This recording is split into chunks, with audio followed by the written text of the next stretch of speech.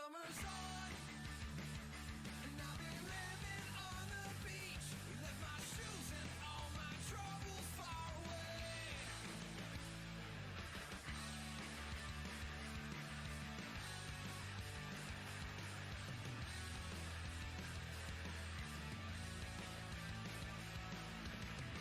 Been waiting all year to be here, to ride the wave of the water frontier. The ocean's warm and the tunes are chill. We'll stand here till we get our fill. We're working hard and we're playing hard too.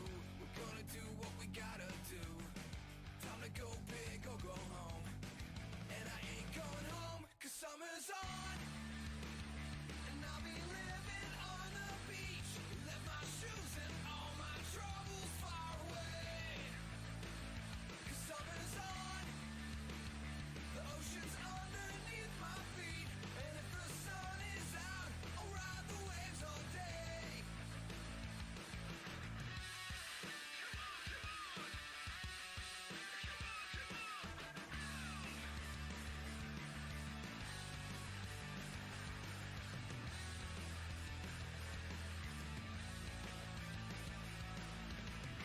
Everything we've ever wanted's right here.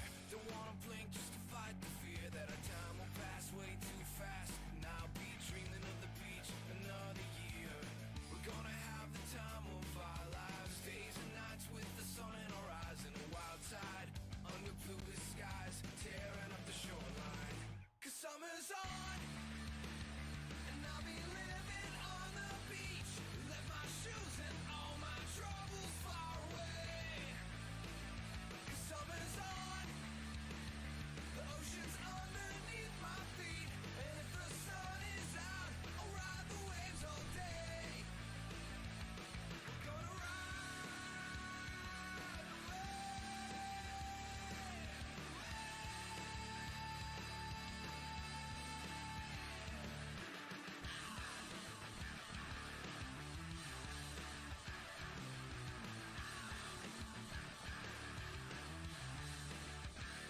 Summer's on, and I'll be living on the beach. The summer's on, and I'll be living on the beach. Left my shoes and all my troubles far away.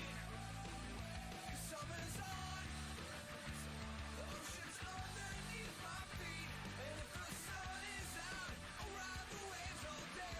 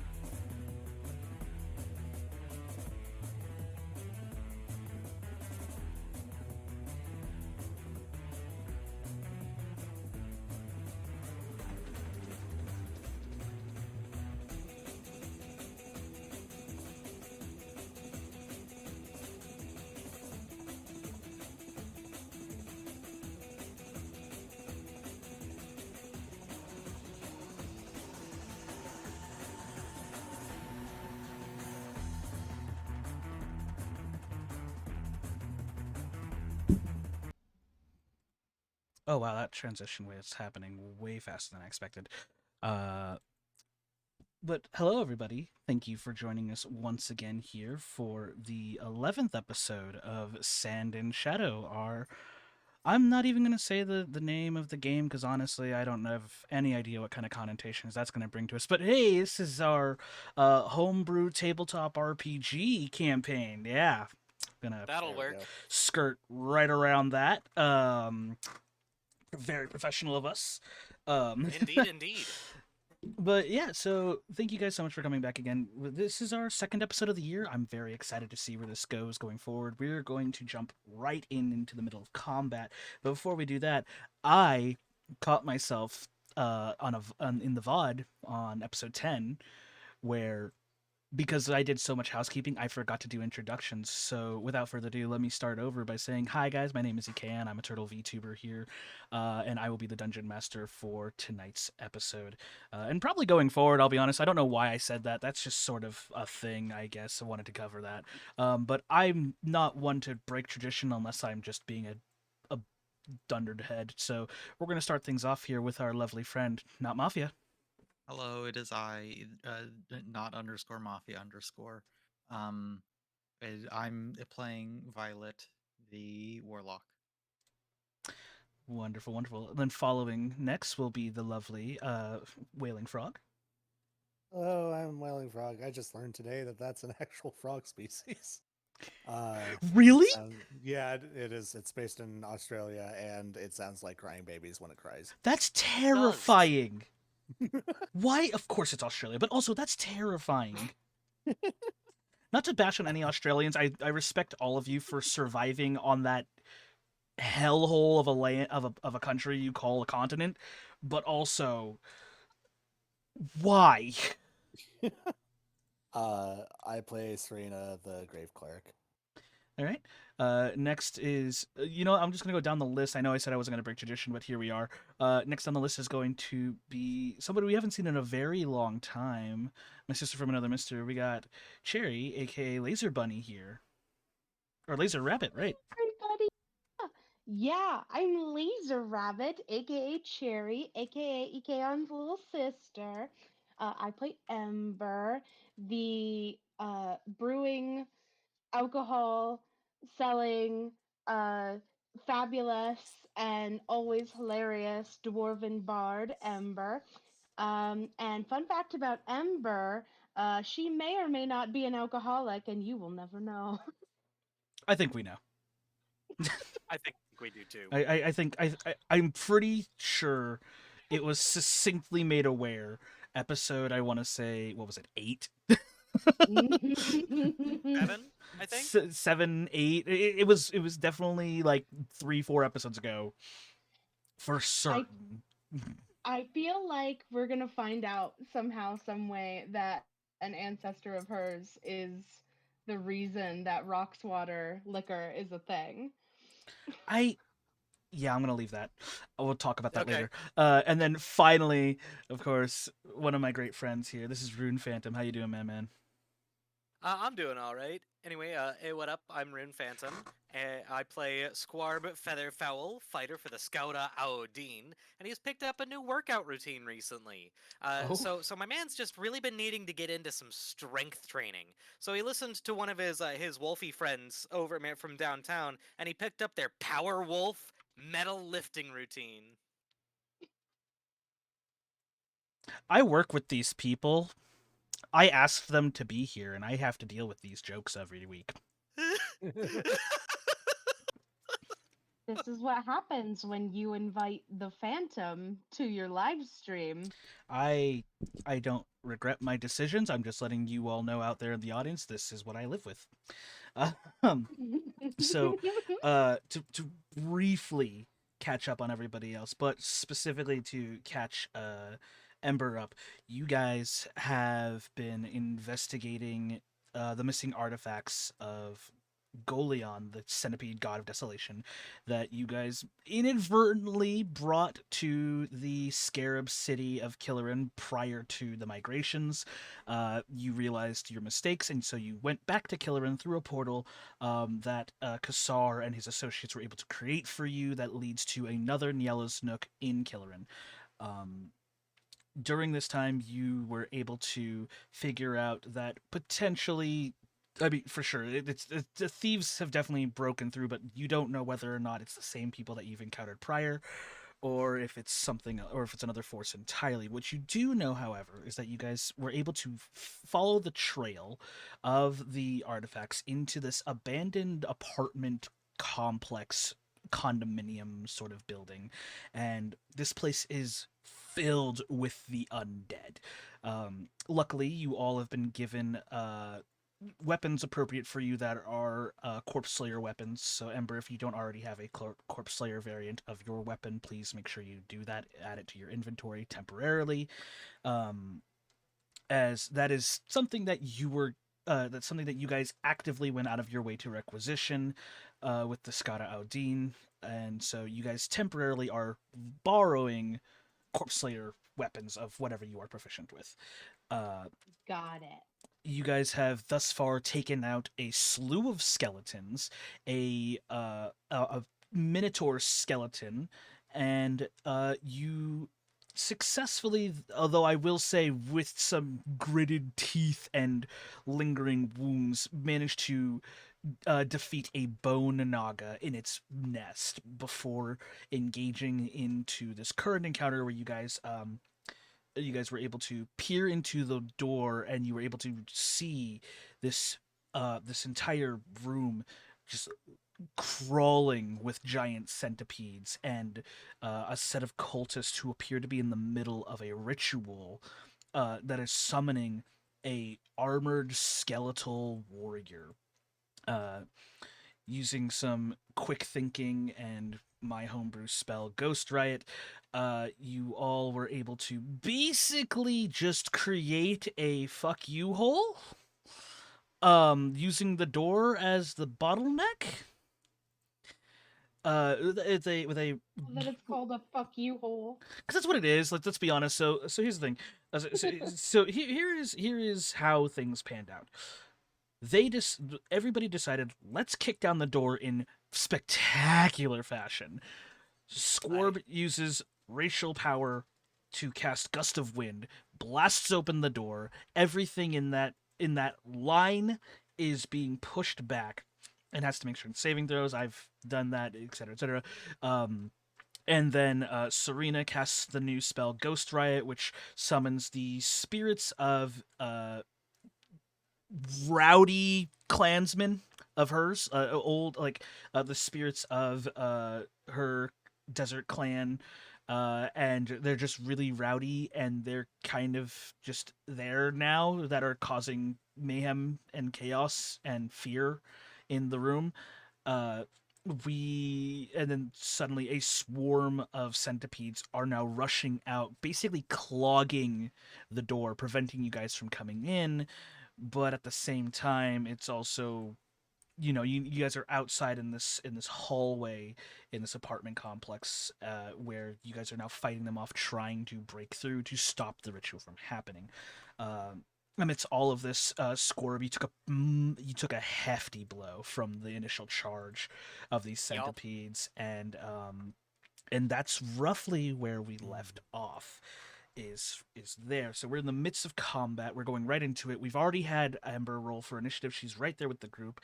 The initiative is kind of interesting the way it rolled out. It's basically the enemies go and then the players go, and it's going to be this really long back and forth. However, if I recall correctly, it was the player's turn before we ended last session. So I'm going to start with the players who will be going.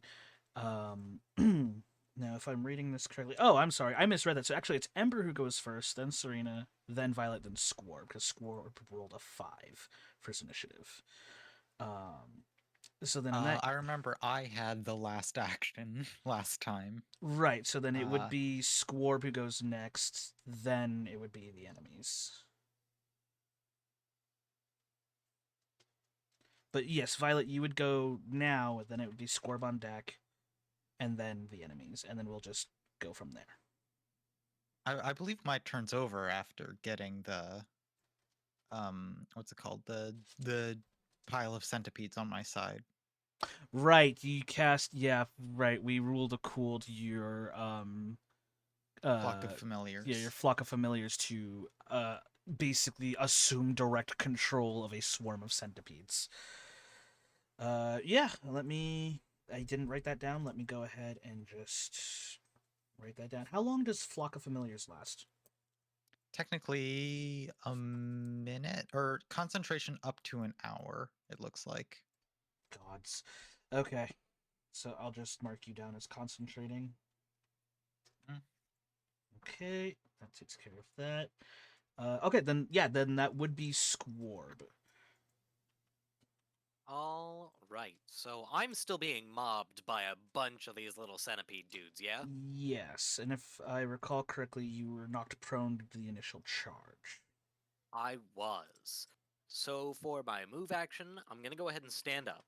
Okay. And I think that triggers attacks of opportunity, doesn't it? Not within the same space. Oh, okay. Well, in that case, I'm gonna go ahead and just swing my trusty Corpse Slayer longsword down at the nearest centipedal beastie.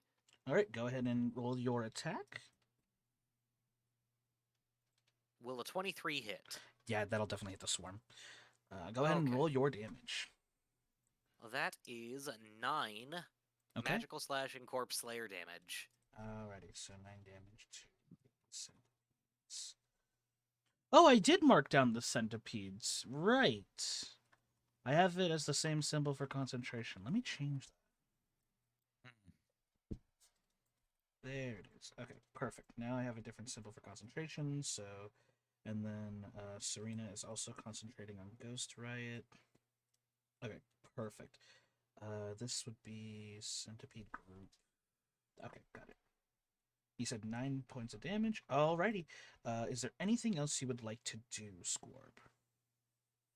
Well, that's all my actions. I've got not much else that I can do right this minute. I'm really aching after all of that, after getting tagged by everything that just knocked my butt over. Fair enough. So starting up is going to be, then it's going to be the enemies. I gotta roll concentration checks real fast. Well, first off, I have to roll, Oh, did I get poisoned last time? Because I may have to do a con save.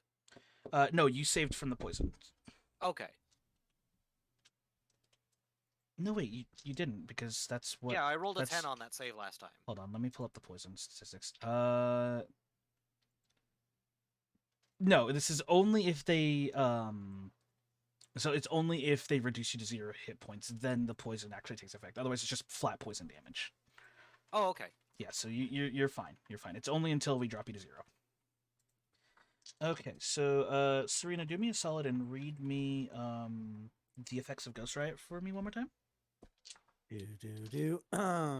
All creatures that enter or start their turn in the sphere must succeed on a Wisdom saving throw or take 3d8 cold damage and become frightened on a failed save or half as much damage on a successful one. Copy that. I'm just setting up my dice tray now so I can roll for these saves. I have very limited space, so I have to pull up the dice tray. DC 14 for 14? Wisdom. All right, cool. So that's a pass, pass, pass. That takes care of the major ones. These Now that I'm two- level 5, my cantrip has been upgraded and it's actually good now. Hell So yeah. did mine. Woo. Let me see here. There are currently 2 more swarms in the... Oh, God. Okay. All right, cool. So that one fails. That one passes. Oh, God. I have to figure out how I'm going to make the jam even worse now. Yay, do you want me to roll damage? Not quite yet. I have one more roll to make.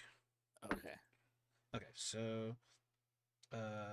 surprisingly, the cultists are succeeding in their wisdom checks, but the centipedes, Ooh. there's a single group of centipedes. So there are 2 groups of centipedes that are still in the broom. One of them is frightened, so you go ahead and roll for damage on that one. 17. Okay. Ouch. That's just a flat 17 points of damage. No biggie. Yep. Alrighty, cool. And then was it fail or suck? Is that what the spell was? Fail or suck? No, half as much damage on a successful save. Go ahead and roll half damage, and then wait. So 17 was the maximum damage you rolled, right? Half of that Yes. would be rounded up to 8, so that means 8 damage to everybody else, which means all the cultists need to make Constitution checks. DC 10. Got it. Oh shit! Then I gotta calculate the damage for the cultists, so that's 8. Wow. Okay, cool. Did I make this spell too strong? Nah, I don't think so. It's just a really this this is just a really fun scenario to be in where suddenly the spell. I intended this spell to be like when I envisioned Ghost Riot, right? I envisioned it like as a drunken brawl in the streets sort of thing. Uh, I was not expecting this to be a hey, what if we just did this in a very enclosed space? It's just the perfect size.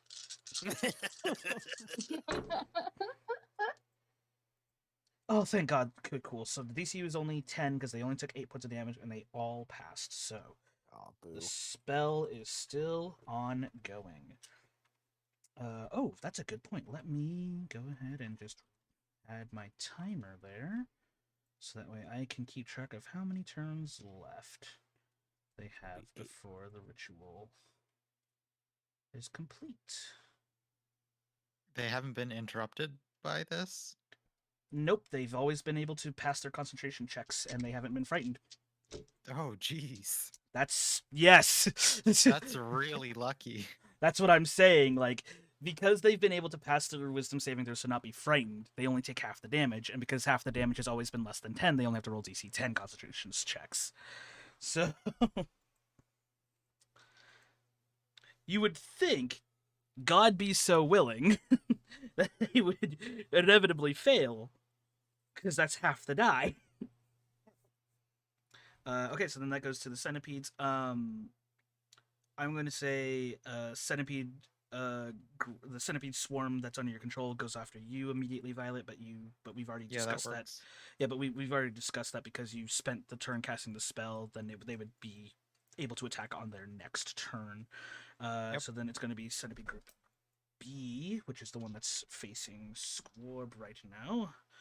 Squorb's armor class is at 18, or is that 17? 17. 17. They fail with a 4. The swarm, you see this like flurry of pincers like leap out at you, and just as now that you're no longer caught off guard, you sort of just take your sword, you face it down, and you just kind of like almost like you're using the rudder of a rowing vessel, and you're just kind of like batting them away, taking a few steps back to give yourself more space. One of them is frightened, so I have to roll to see how the hell that's going to work for me, because I can't... Here's the thing. You created a jam in the door. Because I sent 2 swarms. Now, the swarms are comprised of small creatures. The swarms are now medium-sized creatures for the purposes of, because that's just how swarm tactics work. And so now there's the equivalent of 2 medium-sized creatures trying to get through this door.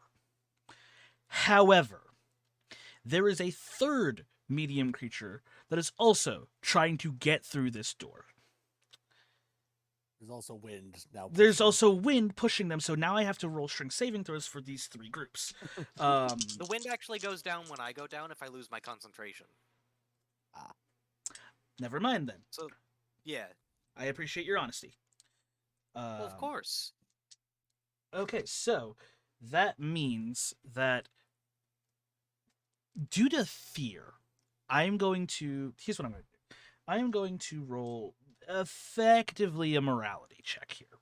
And depending on how badly I roll this morality check for this swarm of centipedes, will determine the course of action I take. Oh no. That's not the course of action I wanted to take.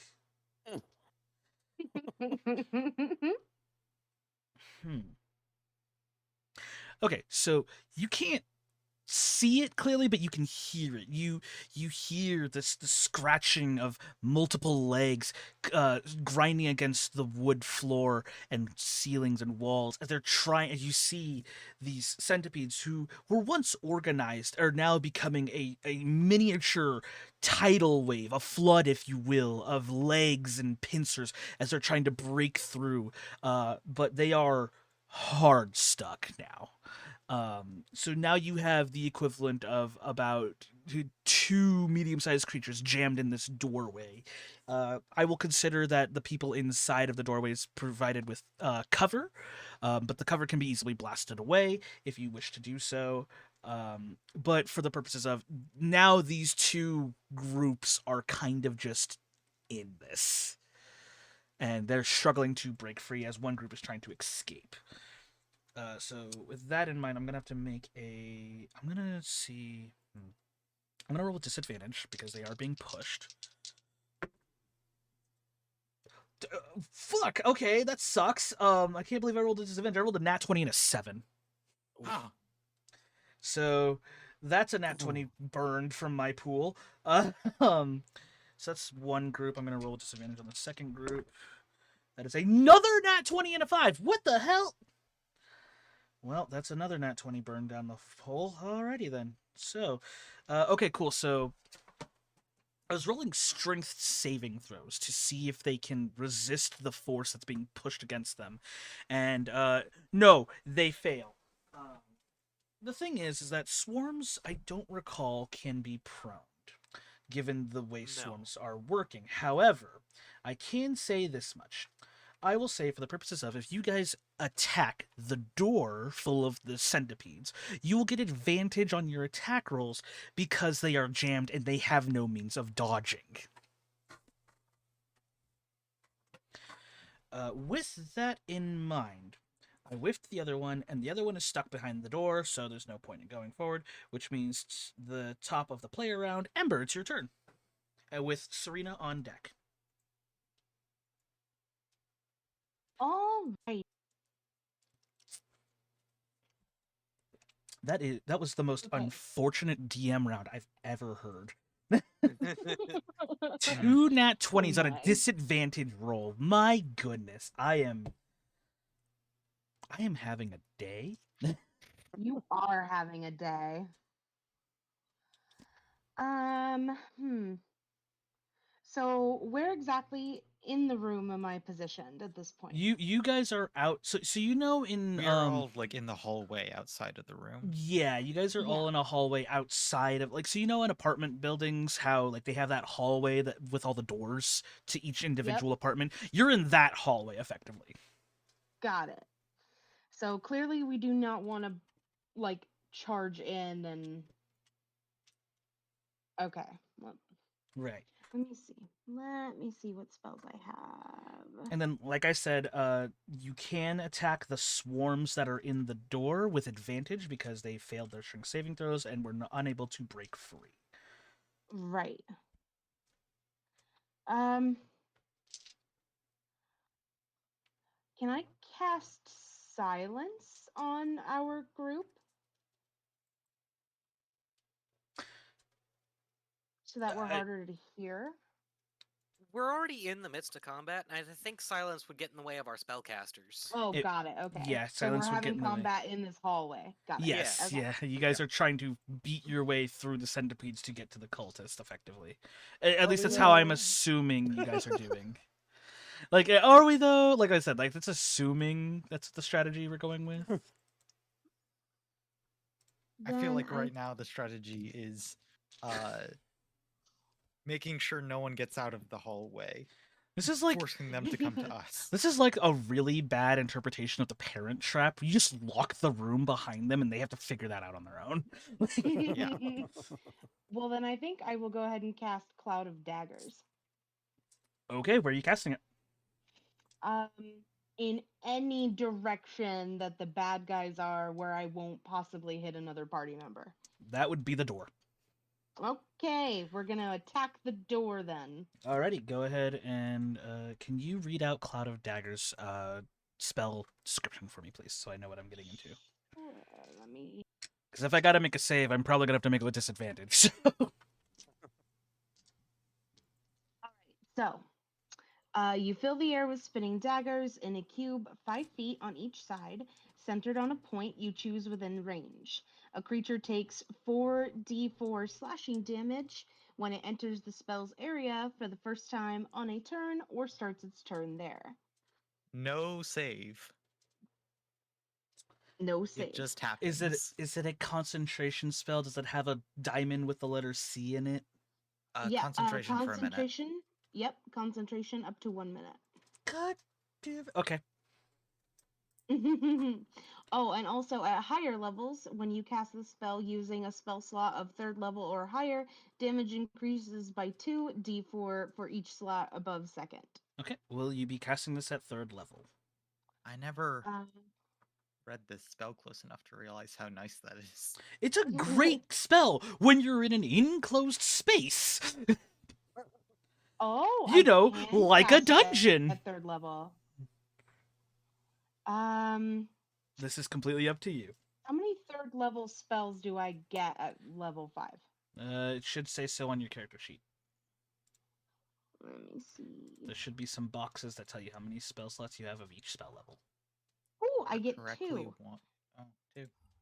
I'm gonna go ahead and just cast at 2nd level for now, just in case I need healing word or anything later. So yeah, Okay. I'm gonna cast Cloud of Daggers at 2nd level. Okay, go ahead and roll your damage. I created a dungeon full of people who have close proximity powers. I basically just gave children dynamite and said, go nuts. What's that one DJ Khaled meme? Congratulations, you played, You played yourself. yourself, yeah. like I was just like, oh, this will be fun, you know, everybody gets to shine. You know, we've got Squorb, who's the fighter, he gets to shine. We've got Serena with the undead, she gets to shine. Violet being literally undead, she gets to shine in some weird sense. You know, Visper and Ember will get to shine in some way, shape, or form. I haven't figured that one out yet, but hey, you know what? It's the dungeon. I'm sure I'm sure I created something. This was the shining point where everybody gets to cast the. I didn't ask how big the room was. I cast our equivalent of fireball, and now I'm suffering for it. But hey, I'm suffering in a good way. Is that a thing? Can you suffer nicely? Can you suffer good? Oh wait, it's called Oh, suffering from yes, you success. That's what can. it's called. It's called suffering from success. God damn. And don't worry about whether or not I'm getting time to shine. I'm just here to party. You're just All here to right, so I party. did 11 damage on the door. I'm always here to party, big brother. You know me. Yeah, we go. We going for it. We going for it. All right. So, what is the damage on your cloud of daggers? 11. 11 damage. Okay, so that is and you said a 5-foot cube? Yep. Oh, sweet niblets. Okay.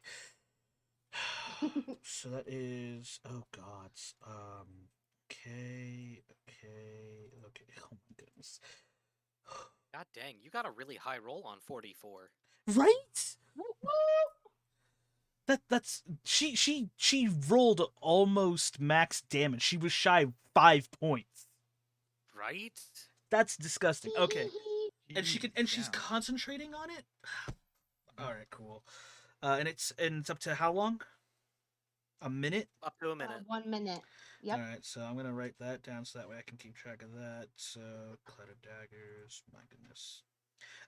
Is that all you can do, Ember? Yeah, that is all I'm good to do this round. You have a bonus action, and I will want to remind you you are a bard. Got it. I am waiting eagerly to use my bardic inspiration. I don't think we're quite ready for that yet, but I'm waiting eagerly for the perfect time to throw that out. I mean, it doesn't really go away, and isn't Violet up next? Serena is up next, then Violet. Well, either of them could use it. Wait a minute. Hold on. What bard are you again? I think I'm in trouble. Crap, I am in trouble. Are you eloquence? Yes. Yes, I am. Oh. Oh, that's a bit terrifying. Yeah. Here's the key to the city, children. Go nuts. Just to make sure you don't blow up the city hall. Immediately blows up the city hall. Using nothing but the candy store vending machines. Mm-hmm. Somehow. That sounds like me. Yeah, that's accurate. God, this must have been what Batman was fearing if he didn't train Robin properly. Okay, so who wants my bardic inspiration? I'm not forcing them to make any saving throws. Serena Wait, I is, so I could- think Serena needs it. I Okay, let can- me see here. I can use that to make them take a minus to saving throws. What? Well, sorry, no. It's confused. Yeah, that's my bad. I'm looking at College of Eloquence here. You can use your unsettling words to give disadvantage, That she or not can disadvantage, see. but give minus. The problem is uh, that she has to be able to see it. Oh, we don't have a view to any of the The cultists anymore. centipedes have clogged the doorway, hence providing them full cover in this instance. Yes. Rip.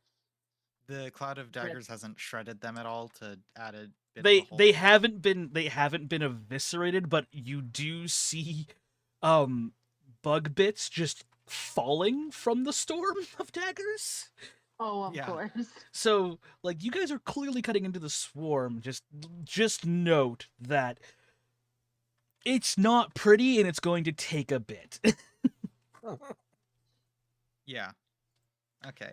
Well, I- yeah, I think Bardic Inspiration's gonna do better for God, Serena then. Cut of daggers in an enclosed room is worse than spike growth right now. Like, I won't need the Bardic Inspiration yet. Oh, Okay. all right. Well then,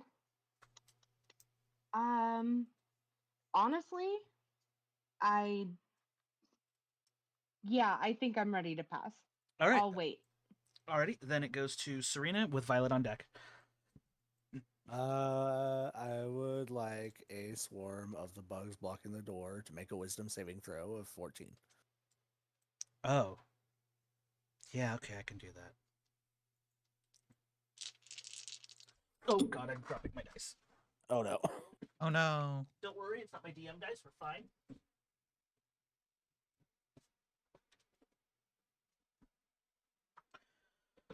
I will find that die later. Fair enough. One passes, one fails. There's a third one that's frightened, so I'm going to roll with disadvantage. Oh, That it's not one- going to be an AoE. Oh, it's not an AoE, so No. okay. So is it just the one? Yeah, it's just one. Oh, it's just the one person. Okay, Yeah. then let me re-roll because I said one passed, one failed. So I'm just gonna re-roll one. That one failed. Go ahead and roll your damage. Woo, while I 2d12. locate this. What do you mean 2d12? My tool of the dead got upgraded. God damn! I'm so happy right this second. Like, I'm Oh, sorry, and that's Ian. 16 damage. Oh! Oh! That's disgusting. Yep, and that's a cantrip. No! 16 damage to toll the dead at the one on the door. Yep, once I reach 5th level, it goes 2d8 or 2d12, depending on if they have missing health or not. Which they all have missing health, so I suffer for it. Oh yeah, Toll the Dead's real good. Yup. Okay. Found my die. But at what cost? Let me see here. Let me calculate the damage real fast, because each individual giant centipede doesn't have a whole lot of hit points, but when you get a swarm of them, I gotta calculate the hit point. Oh. How do you want to do this?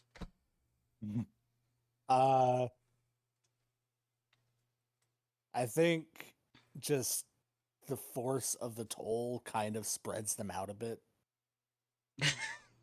Like a shockwave? Yeah.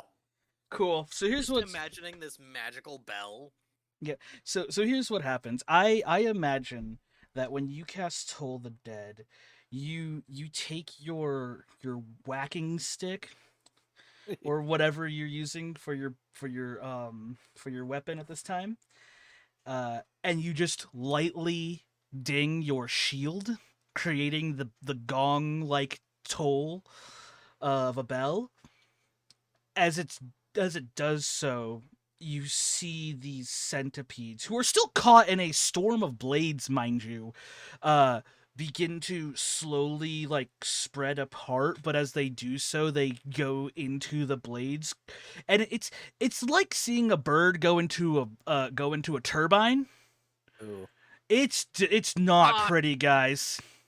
That's just paste. it's not pretty as you see these centipedes just get eviscerated from just this gong like echoing through the hallway and causing them writhing pain only to get caught in the blades and just decimated. However, you do notice that as this group falls, the hole is the breach has been cleared ever so quickly, only to be filled up with the now frightened centipede swarm. So once again, the hole is shit. still clogged, but you now have centipedes that are trying to break free. Did they Um, enter the cloud of daggers? They will be. On their turn, they will be. Because they have to run away from the source of their fear, which is the entire room. Mm. Okay, so Serena, is there anything else you would like to do for your turn? Nah. Not okay. Cool. We're just gonna play the waiting game. Alrighty, Violet, you're on deck. Scorb, Violet, you're up. Scorb, you're on deck. Great.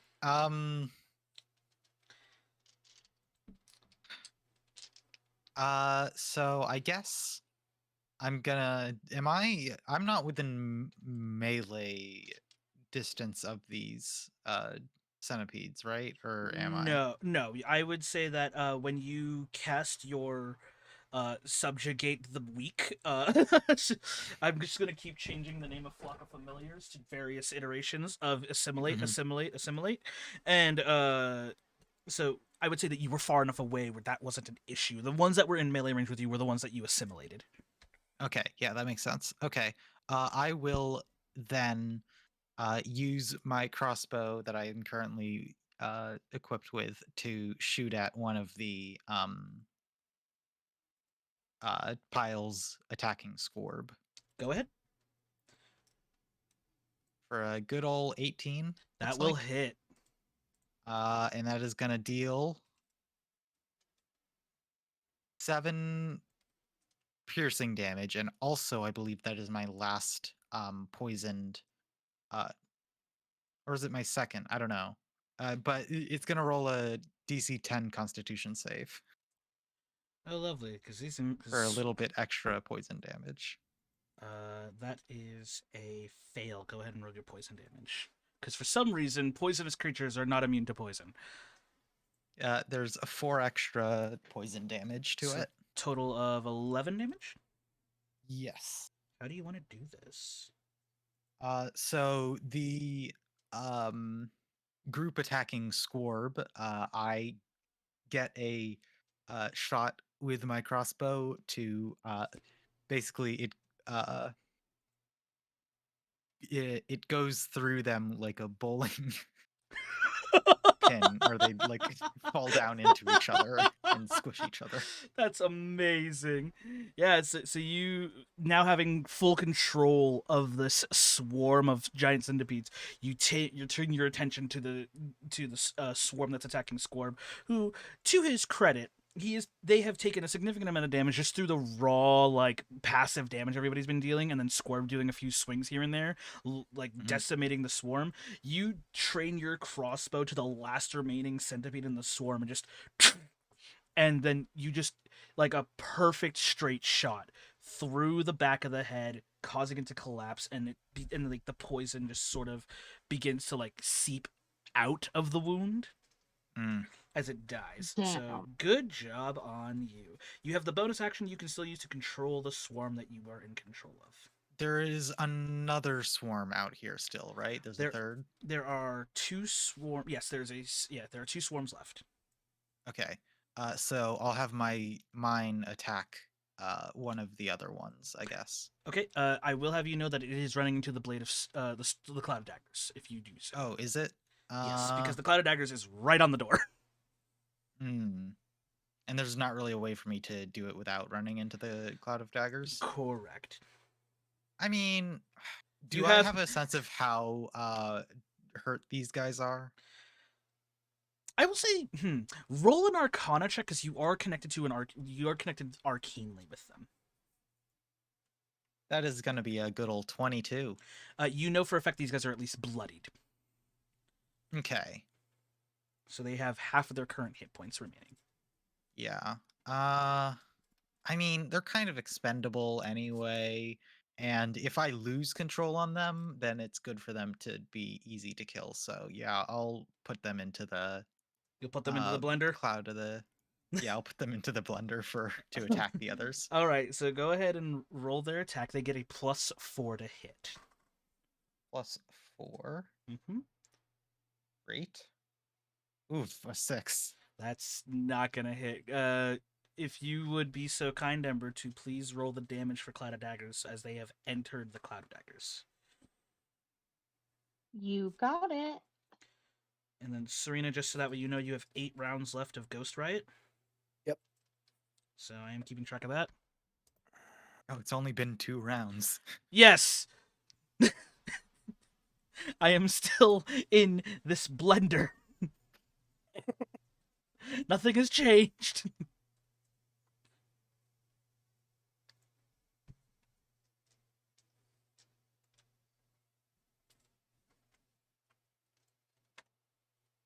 And 10 points of damage. All right, I will calculate that. Jeez, rolling good on your cloud of daggers rolls. Yeah, this is ridiculous. yeah, apparently I'm having a good day. Oh my goodness. All right, so I will say right now, Violet, you would know they have 8 hit points left. I will give you that much right now. Okay, that is fine, I think. Okay. If that's all you're going to do, it will be Squarb. You are free of your combatant. What would you like to do? All right, so there's no more centipedes on me. Can I see through the cloud of daggers, or does that obscure vision? You can see past the cloud of daggers, but you can't see past the swarms of centipedes that block the door currently.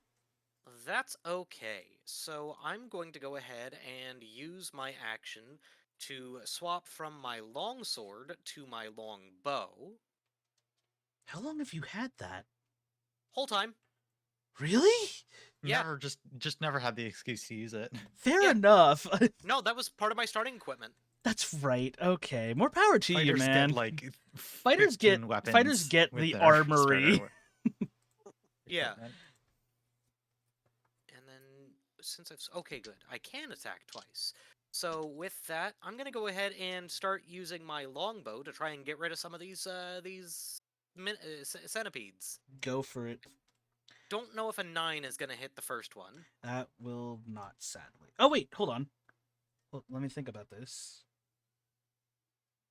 Do you have advantage? Roll with right now? advantage. You forgot to roll with advantage. No, you're correct. I did not do that. So with advantage, it is a 15. That will There hit. we go. Yeah, because remember they're Okay. clogged in there, and one of them's frightened, so you have advantage on their rolls. So the first attack is going to do 4 points of damage. All right, so here's what I'm going to ask you, real fist. So are you going to attempt to attack the frightened ones, or are you going to attempt to attack the ones that were already in the blender?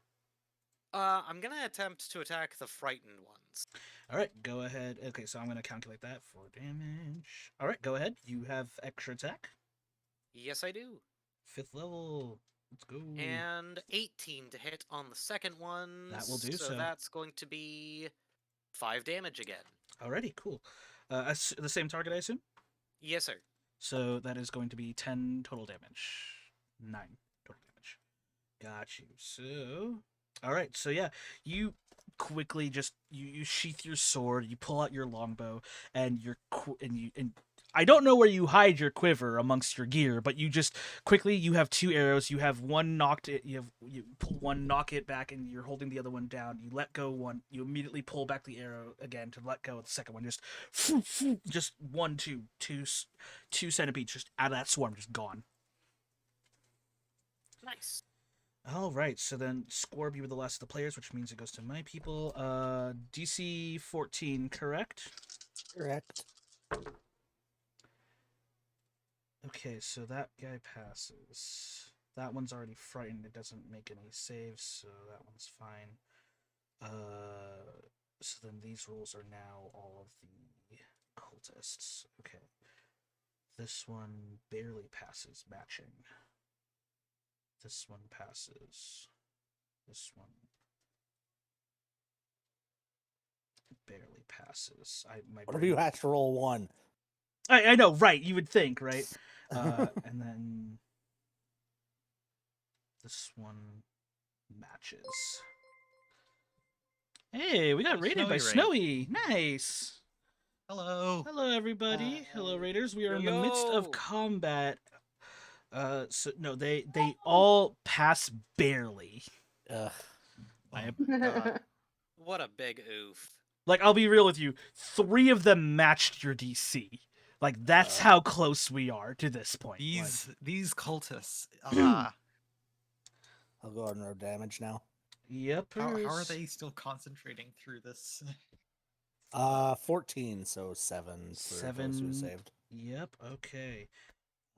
So then they all need to roll concentration checks, DC 10s.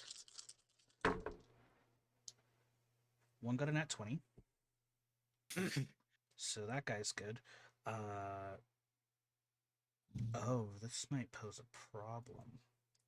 Oh. Okay, so that one matches the 10. This one matches the 10. This one fails. And this one matches the 10. Alright, so that means one of them failed, which means the spell is going to take 1 turn longer Ah. to go off, which is fine when you consider all the shit they've had to deal with. So you were able to, so you can tell that you can hear the raucous rabble rousing of your clansmen in the room, of the spirits of your clansmen, and they're just like, it's literally a mosh pit. It feels like it's quite honestly a mosh pit of spirits, and and it just happens to just rock one of the cultists just right out of their chant.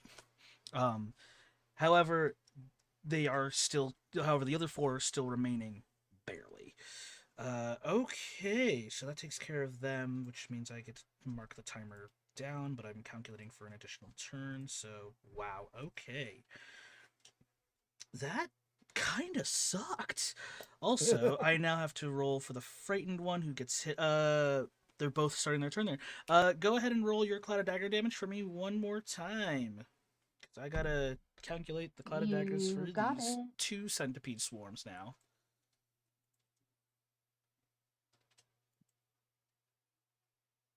9. You rolled 2 1s and still managed to roll a 9?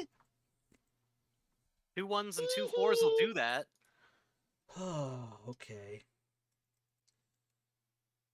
Okay, so Oh wait, no, I did my math wrong. yeah. 4 plus 3 plus 1 plus that's right. I mean, it makes little difference seeing as she just eviscerated one of the centipede groups. How do you want to do this? How do I want to do it? Yeah, your I want blender it is to the one that's be- killing it. Yeah, I want it to be visceral and bloody. I want to tear them to shreds and have their guts spewing everywhere. Jesus Christ. Yeah, I'm here to party. You married Told you. You married the big titty goth girl. I don't know what the fuck you were complaining about, dude. I'm not complaining. I was just caught off guard. I don't know what to tell you, man. You married literally the goth girl. I was just caught off guard. I was expecting a softer answer. I don't know why. Yeah, I don't know why either. Anyways. How do I describe this?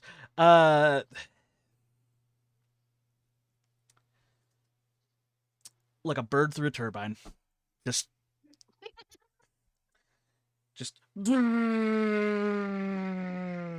Yes. Yes. I'm thus, imagining some cartoon sound effects in there. I'm gonna Like the cartoon wood chipper. Oh, that's goodness, awful. that's god awful. Where am I today?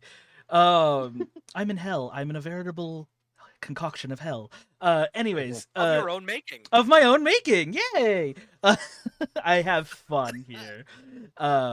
But no, you guys, as you see the swarm get decimated.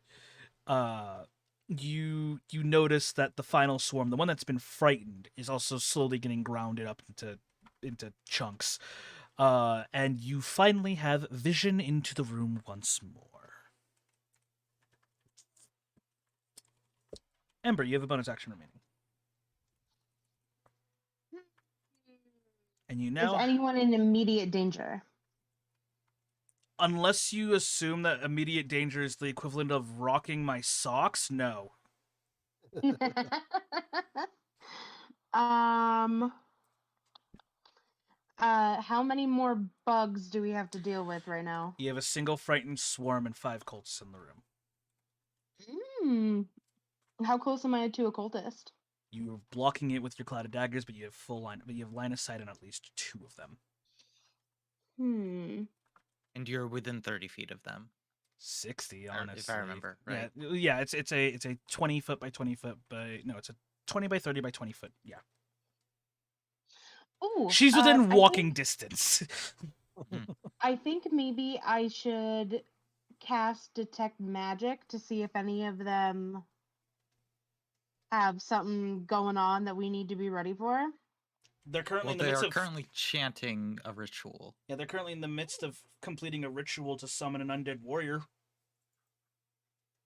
I use detect magic to. No, I Get don't. more detail, I guess. I don't know.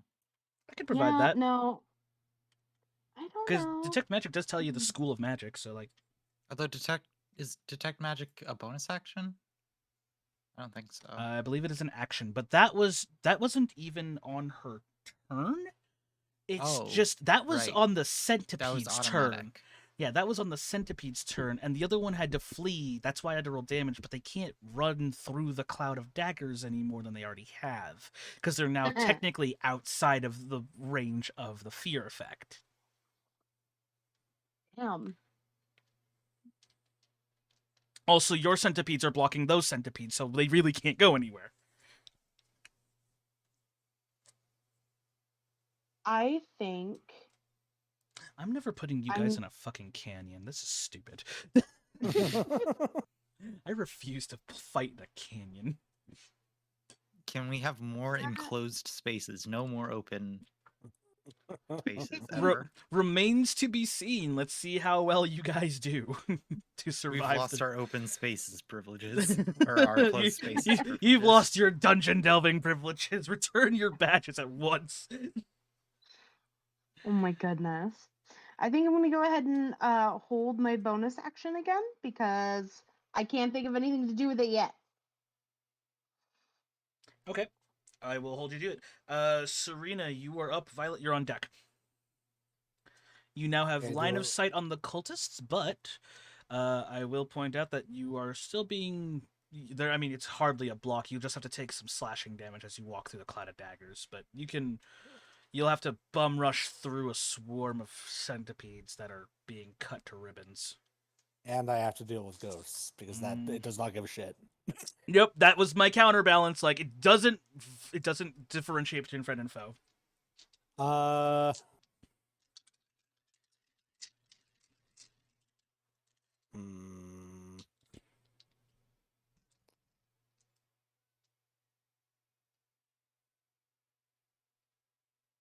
Yeah, might as well. I would like one of the cultists to make a DC 14 Wisdom save. 17 on the die. Damn it. Nothing happens. Okay. That's my turn. That's it. Violet, you're up. Scorp, on deck. Great. Can I shoot through the swarm of daggers? Yes, you can. Nice. This is actually my final Your final poison bolt. Poison. Yeah, because if this is the third round of combat, then I would have shot 3 here. So I'll just target one of the cultists in there. Okay, go ahead with and a good old 22 to hit. I wonder. Yeah. Gonna deal 6 damage plus that poison con save. They have advantage against poison. Mm, What's the con save for poison? 10. They rolled It's a real low. Yeah, they rolled a A 16 on the 6? 16 on the Oh, die. 16. Okay, yeah. Okay, so so is it In that just the case- crossbow damage then? Just the crossbow damage in that case, yeah. So it's 6 damage. So 6 they damage, now but it have does to force them to make another. Yeah, it does force them to make concentration. concentration. So that is going to be this cultist here, because that's the one that's line of sight. He rolled a 15 on the die, so he succeeds with a DC of 10. All right. I mean, you guys, after 3 rounds, were able to take one of the 5 cultists out of concentration. So now that guy's got to recast, and you guys delayed the ritual by 1 turn. So, Yeah. victories where you can get them. What would you like to do with the other centipedes that you are now in control of? Can they get through into the room now? They can. However, that might not be. That might not work. However, they are being shredded, so I need Ember to roll Cloud of Daggers damage. Yeah, they'll probably need to move out of there. If they survive this. Yeah. Ember, if you roll 8 points of damage, they're gone. Which is fine. 1 spell slot to get rid of them is pretty good. It's pretty solid, yeah. Especially for a warlock who only has, like, Wow. what, 2-3 spell slots right now? 2. There you go. So that 1 spell slot just prevented an entire enemy from fighting. Yeah. So that's still pretty good. My goodness. All right, well, is there anything else you would like to do, Violet, at this time? You no longer have concentration on the spell because the creatures in question are dead. Creature's dead. Okay, yeah, it's been so- shredded. Yeah, it's As yes, it is. Yes, they've been put into the blender. Do I have anything else? Not really.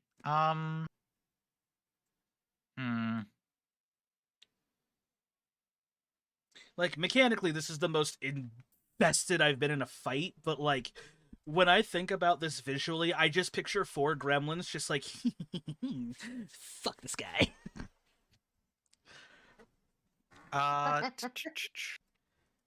It's like putting tape on the door and watching your friends run into it. You know, it's just silly fun. Yeah.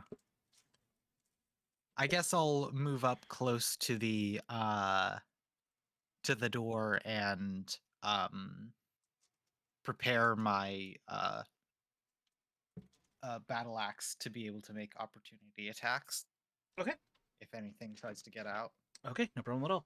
Scorb, it is your turn. You still have your longbow equipped, Indeed, I do. and you now have So, line how many of cultists do I see? From where you're currently standing, you can catch at least 2 cultists. Cool. And has one of them already been tagged? All of them have technically been tagged because of the Ghost Riot. Well, I mean, like with with their concentration. I want to try and knock a couple of dudes out of it if I can. You can't see the one that's already been knocked out of concentration. You do see, however, that 2 of them are still in the midst of chanting, so you got your pick of targets. 6. So I'm gonna go ahead and attack just one of them to start. Okay. And that is an 18 to hit, That'll hit. Roll your damage. and that is 8 points of damage. Okay, let me just calculate that. Alrighty. So now I gotta roll a concentration check real fast. See, this is where fighters get crazy, is when they start becoming mage slayers. 12 on the die, so that passes the DC of 10. Go ahead and roll your second attack. All right, same guy. Oh, okay. He's still chanting. 17 to hit. Will hit. Damage? 8 damage. 8 damage again, so DC 10. Let me see if I can keep this streak going. Yes! Oh, he passes. Dang it. He All right. he rolled a 9 plus his constitution saving, or plus his constitution modifier, so I was really happy about that. Alrighty, so now it's my cultist turn. DC 14. And now it's Serena's Slayer action. Yes, Serena's lair action. I was thinking I might do my action surge, actually. Oh, well, in that case, I'm going to hold off on this roll then, because I'm glad I didn't roll those. Go ahead and use your action surge. Sorry about that. I was a little torn, but then the guy just he's not rattled. I mean, you know what? More power to you. That's a 9. It's probably not going to hit. That is going to be a whiff, sadly. Drat. Yeah, but you're going on Tyrant. You still have a second attack though. Also, everybody, when you get is an that every time? so your action when you take an action surge, you get another action. So you can take the attack action, and because you have extra attack, you get 2 attacks every attack action. Oh, that's cool. Okay, Yeah. one more then. Yeah. Also, when everybody gets the chance, Meepus did redeem Stretch and Hydrate, so be sure to do that at your leisure. 23 to hit. That'll hit. Same guy, I assume? Yep, and 4 points of damage. All right, so DC 10 again. All right, come on, man. Make it 3 for 3.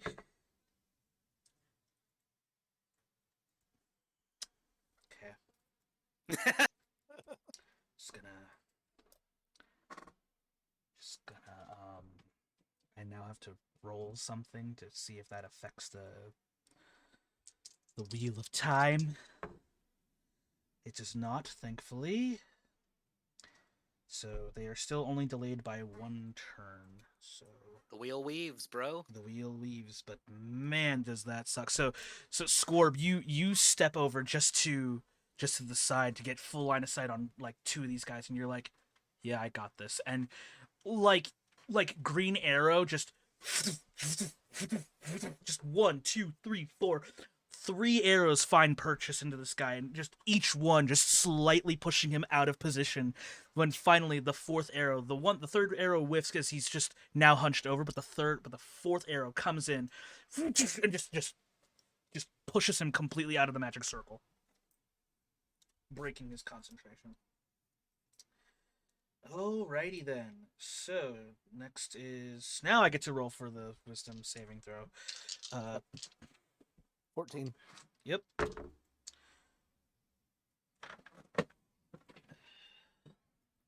I dropped a die. Hold on. Oh no. Today's the day I dropped dice.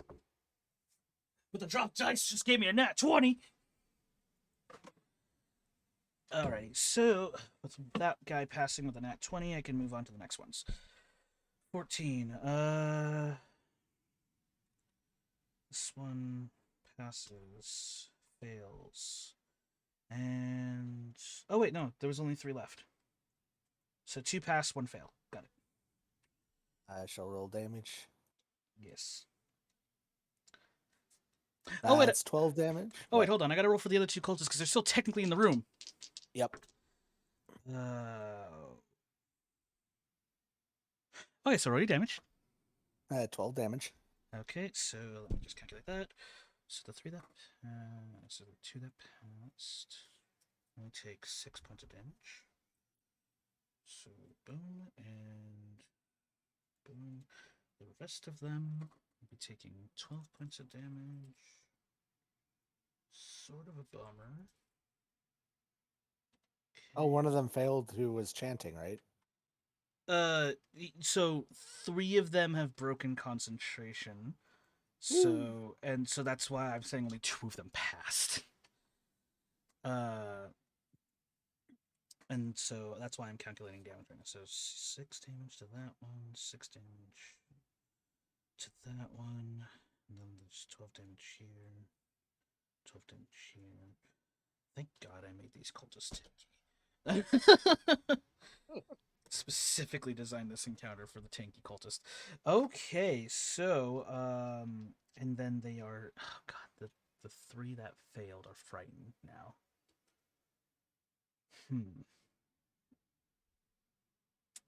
All right, cool. So they're frightened. On their turn, they have to run away as fast as much as they can. I am going to actually take this opportunity to see if I can. Let's see, with 3 of them frightened under the frightened condition, I'm gonna make a devotion check. So these are cultists we're dealing with. So. Okay, cool. So that means 1 of them will not be fleeing from their position, but 2 of them will be attempting to break out. So you see the 2 cultists are continuing the incantation. If anybody can roll for this, you guys can roll either an Arcana or an Insight, whichever one you prefer. Actually, no. This one is mostly just Arcana. You can roll an Arcana check to basically gauge how much time is left before this ritual is complete. as these two cultists are now racing out of this room. 18? Arcana. Yes, an Arcana. So an 18 from Serena. Yep. Okay. Here it is. 21. 21 and a 13 from Ember. Okay, wow. Yep. You guys My would Arcana checks do well. Yeah. Apparently. apparently now. Yeah. I will say you three would know. You get this gut feeling. If you don't take out these two cultists that are continuing to chant, on the next turn, this ritual is complete. Mm. So on the next turn, this ritual will complete unless you can break the concentration of these two remaining cultists. But two cultists are going to rush out. I believe as the god of mischief has decreed here at this point, you guys have somebody waiting at the doorway Yep. with an opportunity Hello. attack. Hi. Yep. And there's a cloud That of would be me. And there's a cloud of daggers just right there at the door. Jeepers, Yup, yup. creepers. It's almost as if Loki himself was pissing on my parade.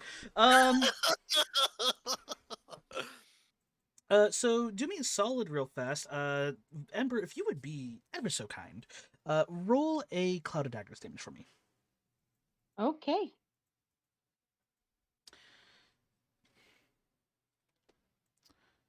Come on, roll low. Why couldn't you just get the low roll? Why couldn't you get the low roll one time?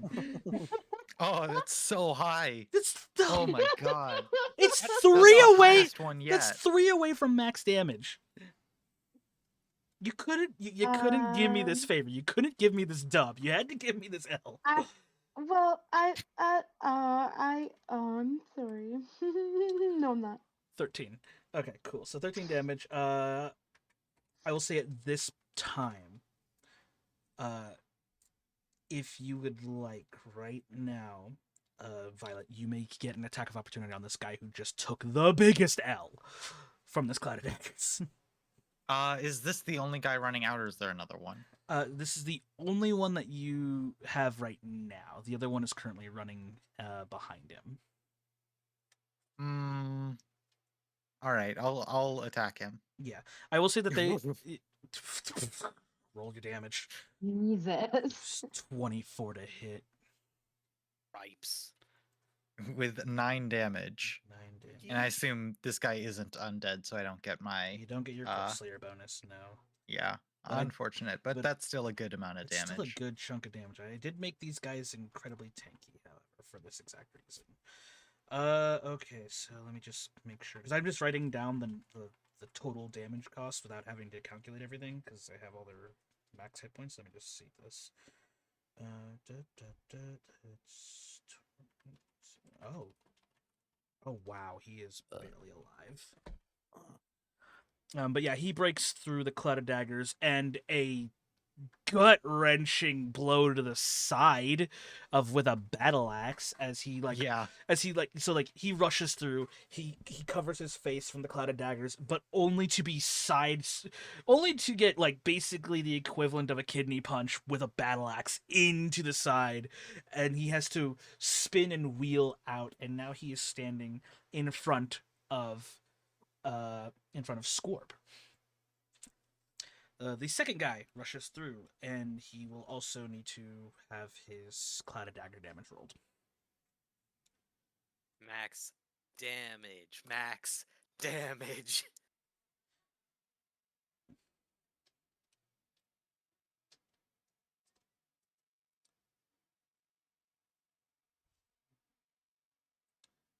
Ember, did you roll for another cloud of daggers? Oh no, I didn't. There it is. I was like, all right, cool. I'll just double check this. But this is why communication is very important, people. So for everybody out there, just remember, communication is key. 13. Why am I here? Just to suffer. I'm here only to suffer. The same damage roll? The same Yeah. I'm here. My cultists are here purely to suffer.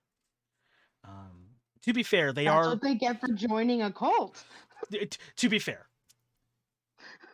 To be fair, they did join a cult. And not just any cult. They joined a cult of a god of desolation. Basically, the bad guy cult. So to say they didn't have it coming is hubris on my part, realistically. Like, it's genuinely hubris on my part. It's laughable to think that this wasn't going to happen to them. However, at this time, Serena, you have an attack of opportunity on this one if you wish, or you could take an attack, or you could have taken an attack of opportunity on the guy who ran first. Your pick. I will let you choose. I have a weird question. I might provide an equally weird but irritated answer. Is so as a as my warcaster thing says, I can use spells as an attack of opportunity. You Does can- that include cantrips?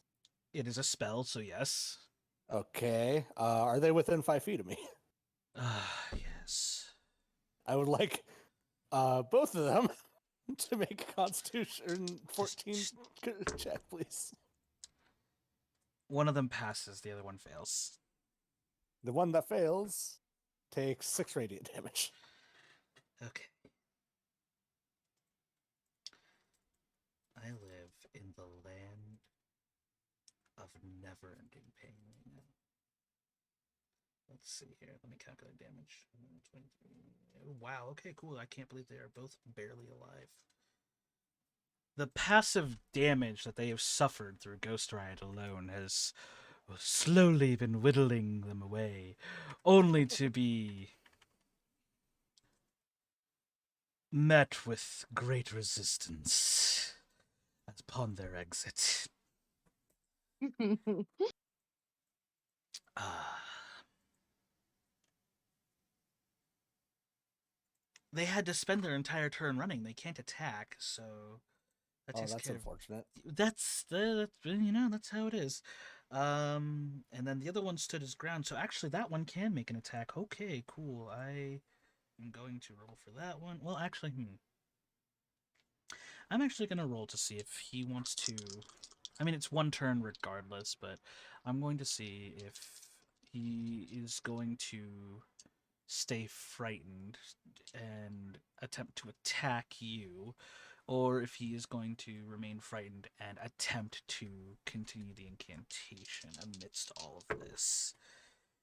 He chooses to attack. Okay, so he chooses to fight instead of flight.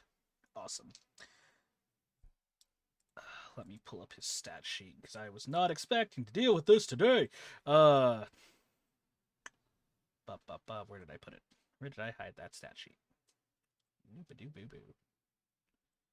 Skibidi bop. Where? Why is it not? Okay, there it is. Did you guys stretch and take your hydrate readings, by the way? Yes. Yep. All right, good. In the meantime, while I'm looking this up, oh no, that would be. Where'd my water bottle go? Yeah, if you I guys ate it. just ate the whole water bottle, huh? Oh yeah, no, it was crunchy. Ugh, Yummy. wonderful. Indeed. Where is it? Where did I put him? He was right here. I thought I pulled up his character sheet, and it turns out I did no such thing. So now I'm just kind of like concerned for myself. Where did I hide this guy? Was it here? It was not there. All right, cool. Then in that case, was he in this one? I am so sorry, everybody. I thought I had the stat sheet up, and it turns out I did not. Did I put it in my binder?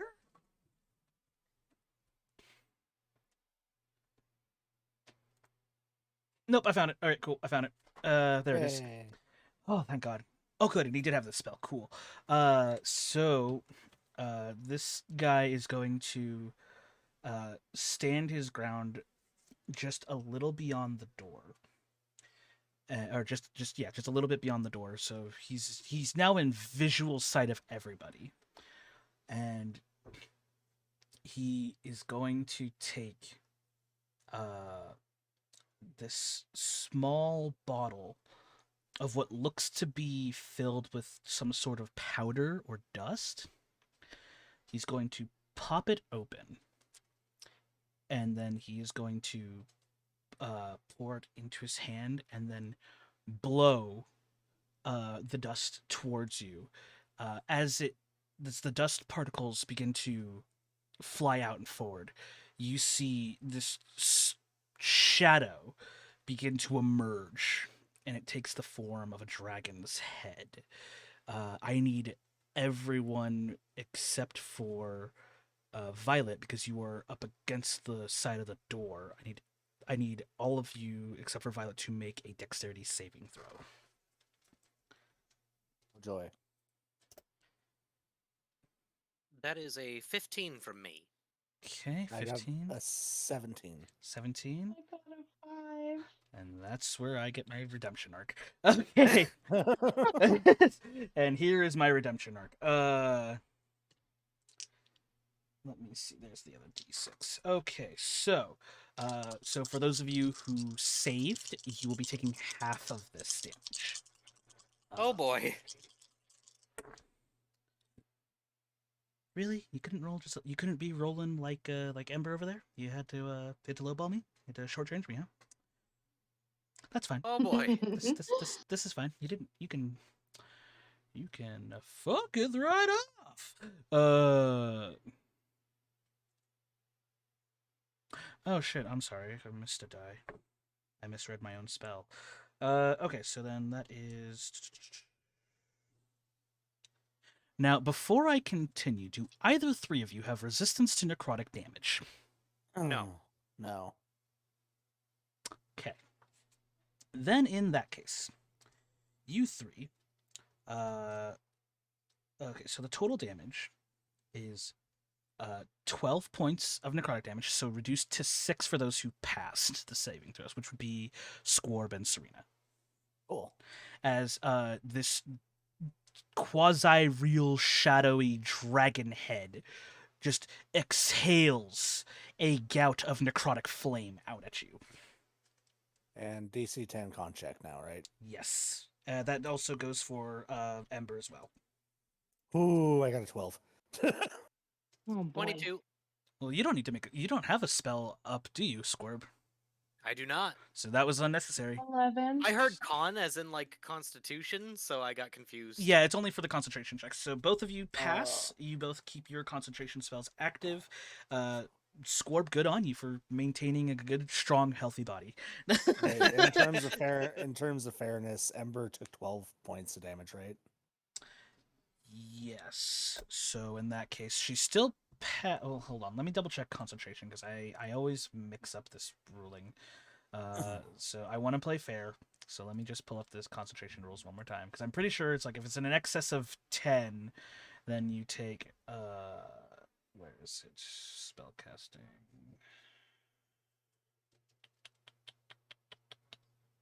Casting a spell. Durations, concentration. Here it goes. Okay. Whenever you take damage while you are concentrating on a spell, you must make a concentration saving throw to maintain your concentration. DC equals 10, or half the damage you take, whichever number is higher. If you take damage from Okay. multiple sources, such as an arrow and a dragon's breath, you make a separate saving throw for each source. So yeah, it will still be 10 unless it exceeds 10. Gotcha. So yeah. So because half the damage would have been 6, it rounds up to 10. She still passed. She rolled an 11. Okay. So good, but good eye. Did keeping track on that. Alrighty, so where did we leave off? That was the cultists, and that guy is right there. So yeah, you now just see this like shadow dragon head sort of barring your path, as it's as small gouts of necrotic fire, this like purplish fire, like escapes from its nostrils and in its maw, ready to blast again when it gets the opportunity. However, it will be. I will say this is your last opportunity to try to stop these cultists before their summoning is complete. Ember, you are up. What would you like to do? You have 2 cultists that are now Yep. out in the hallway with you, and you have 1 cultist in the room who has just summoned basically a dragon head.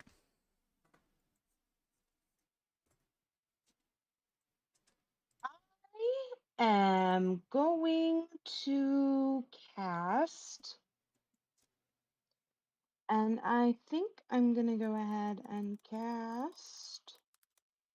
Am I within range to hit the guy who just cast the spell? Yes, you still have line of sight on them. Okay. And then is anyone still in the hallway with me? Is the whole party still in the hallway with me? Everybody Or is did still in the hallway with you, and That's what I thought. and then 2 cultists are also with you. So I have a feeling that if I were to cast Stinking Cloud, which I just got, it could potentially affect us as well because this is a hallway. Mm-hmm. Okay. I'm gonna go ahead and actually. Oh shit. Okay. This is hard. All right. Uh, This is real a quick, little Ember. tricky. Before you do so, go ahead and refresh your character page for me. I got word Mhm. that you weren't able to find the Corpse Slayer rapier that you were looking for, so I went ahead and added that. I was not. Okay. Yeah, so go ahead and add that.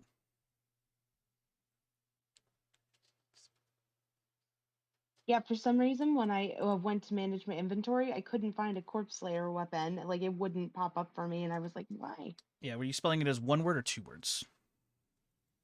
2 words. Okay, so I don't know why I wouldn't come.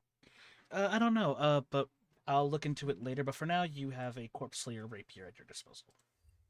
I'm gonna go ahead and just swing that at the guy closest towards me. Go for it. Roll to see if you hit. Okay. Uh, And then remind me again what one I gotta. You roll the. So do you see the die, or do you see the number where it says hit / DC in the column next to Corpse Slayer?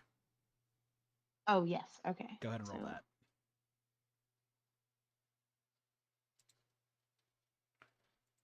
Meanwhile, I have to check some.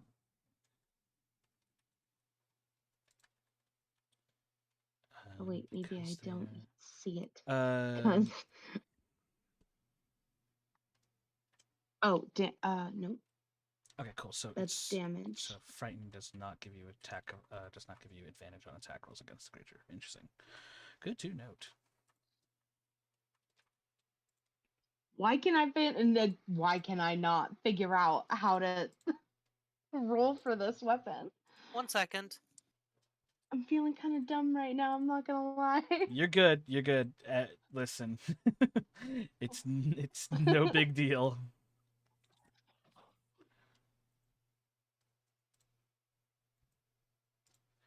Alrighty. Well, I gotta start calculating hit points anyways. Boom.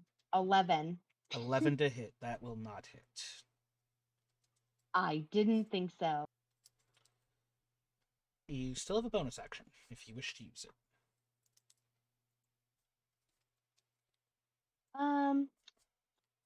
What could I possibly do for my bonus action is the thing. Let me see You here. can, if you would do me the honor, please look over your character sheet, go to features and traits, look at cutting words for your character.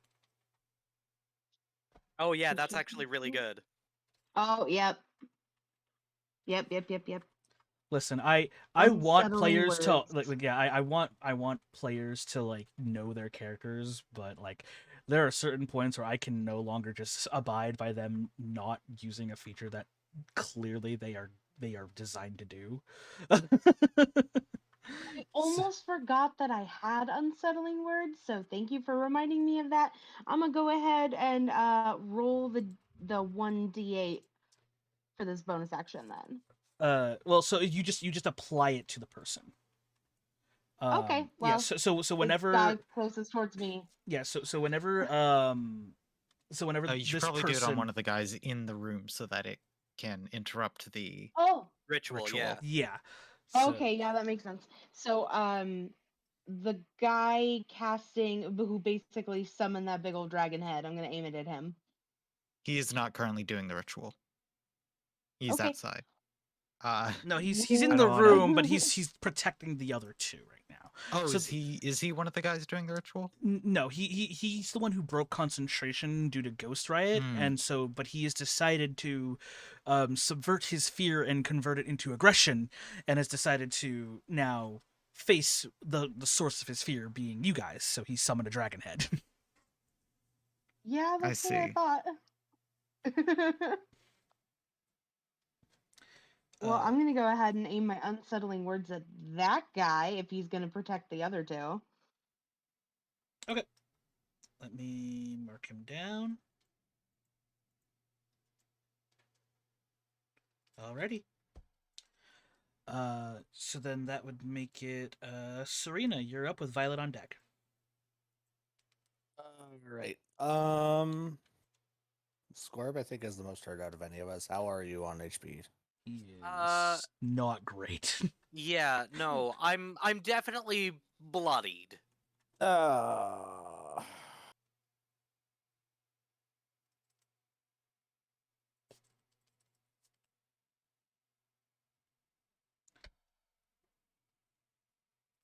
okay, I'll use my last spell slot to cast Cure Wounds on you.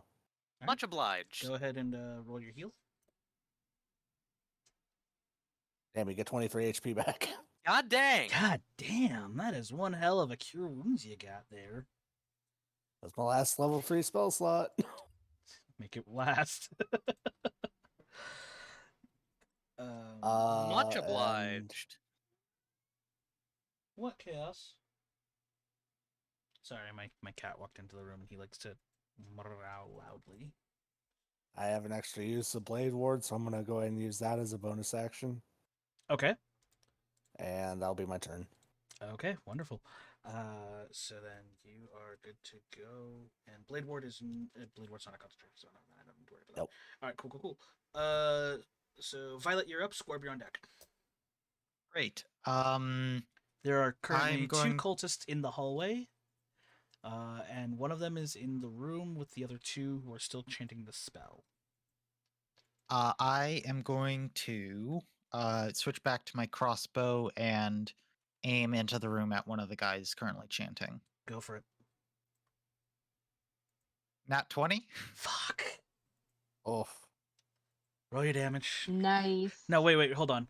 What is the crossbow's damage die? 2d10 or 1d10? Oh, 1d10. 1d10, Right. so 10 plus 8, which is what I'm going to take your roll for the higher damage. Yeah. So 10 plus 8 is 18. 18, 21 21 damage. points of damage. Okay.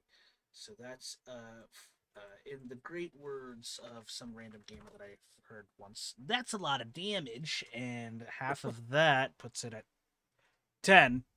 Half of that is 10. Okay, I have to roll a 10. Don't fuck me. Yes! Oh, come on. Is there anything else you would like to do? You have a bonus action. Do I have anything to use a bonus action with? That is a good question. I don't quite know your character. All of my spells are action spells, so no. Okay. I mean, how close the guys who are outside of the room right now? How close are they? Because they ran past you, they're now at least 5 feet away from you. Like they're still adjacent to you in the sense of like if we were watching a grid, but but like they're not occupied with you. They're occupied with Serena and Scorb and Ember now. Yeah, and are they what was I gonna say? Are they within 5 feet of each other? Yes. Okay. I'm gonna walk up close to them with a cloak of flies activated. So within 5 feet of me, they just start whenever they start their turn are gonna take 3 poison damage there. Okay. Which is probably gonna be 1 if they have resistance, but Yes, they would. that same That's still that 1 tick of damage is passive going to add damage. up. It's going to add up.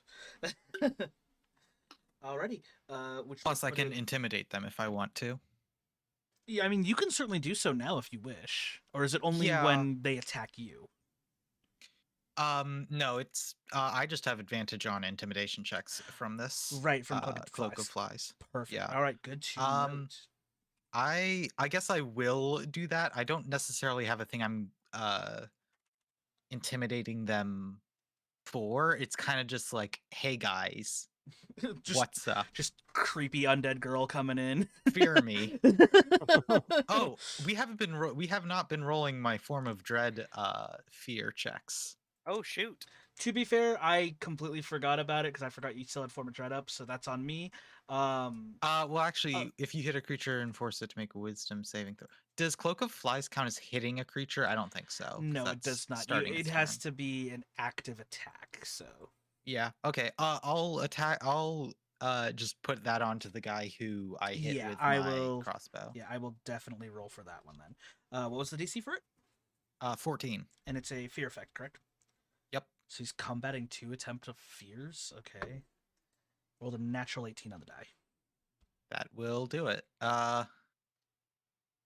My intimidation check against these two guys is going to be a 22. So here's the thing. They were running out of a room full of ghost earth genasies And now they that, see another that, zombie. that they were just giving them a bad time. They're fucked up right now. And then they came into this hallway. They caught their breath after getting diced up. Then you step up, Cloak of Daggers, and then you just gave that really creepy hey to them. I'm just gonna roll a morality check real fast, just to see. If they break 10, then they're frightened of you, and they don't run Great. away, and they don't run away this turn. If they don't break 10, they immediately blitz. Mm. Okay, so they will run away on their next turn from you. Great. As they did break above a 10. So you know that moment when Shag and Scooby find the monster? That's these guys right now. They are in the Shag and Scoob zoinks, we gotta get out of here mode. But that will be on their next turn. So in that case, it will be Squarb. What are you gonna do, my guy? You have 2 frightened individuals. You have one guy who's protecting the other 2 cultists, and you have 2 cultists who. I assume the rest of you guys told Squarb the situation since he didn't make an Arcana check, but Yeah. you know that if you don't put a stop to these cultists, they are going to finish the ritual. Like in like the next 6 or so seconds. So you get one shot at this. Shoot. How do I? Well, Serena just healed me, which means I'm gonna do something really dumb. Or really cool. We'll figure it out as we go. So I'm switching back to the Corman the Longsword. Mm-hmm. And I'm going to throw myself through the cloud of daggers at the 2 cultists who are still chanting. Baller. Ember, roll for cloud of dagger damage. You got it.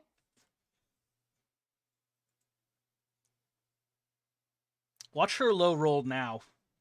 Right? God Yeah! damn it! Yep. So Oh I'll no.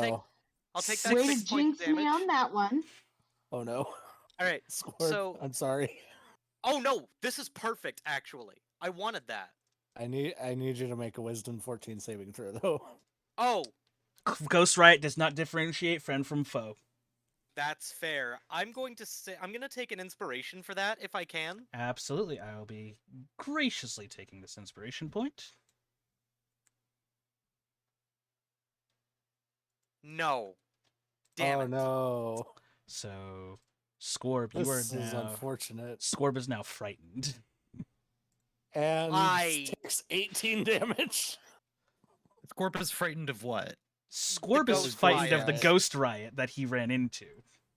Oh, Because so he was trying to I- how stop does the that work? Can you not move He anymore? he has to now spend the rest of his movement getting out of the room.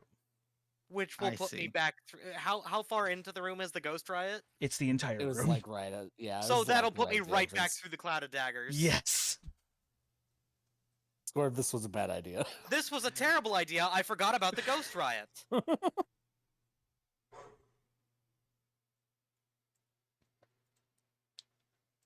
I commend you for your efforts, however. It would have been cool. It would have been the coolest thing had you made that save. So you already took the 18 damage from Ghost Riot? Uh-huh. And then You have to- Ember's on a bio break, so Okay, cool. I'll have her roll the Hey, you Cloud know, of I mean, daggers. listen, you know what? Maybe she'll roll low again. Maybe she'll roll all one. She almost did it last time. I'm kicking myself. Jesus, that was a bad idea.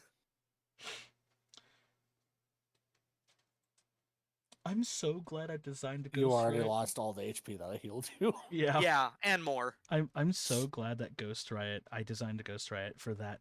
Like, it doesn't differentiate friend from foes, because I was like, there's no way in hell I'm letting this slide. Like, as a So- DM, I designed it so that way it would be used against me. But there had to be a counterbalance with that much damage coming out. And the fear effect constantly for 10 rounds, you know what I mean? I thought most spells didn't differentiate anyway. So most spells don't, but most concentration spells usually only focus on one or groups, and then once that spell has been set in place, then it only affects those creatures that have already been affected. Ghost Riot is unique in that it is a persistent spell that will. Well, I say unique, but there are other spells that do this similarly. But it is a persistent spell that, so long as the caster is concentrating on it, it will not differentiate friend from foe. It is legitimately like being caught in a rioting street. That was the intention. So, if you are in the zone, if you start your turn in the zone, if you move into the zone, you are being caught in the middle of a riot out in the streets. Friend and foe does not matter. You're simply another body in the riot.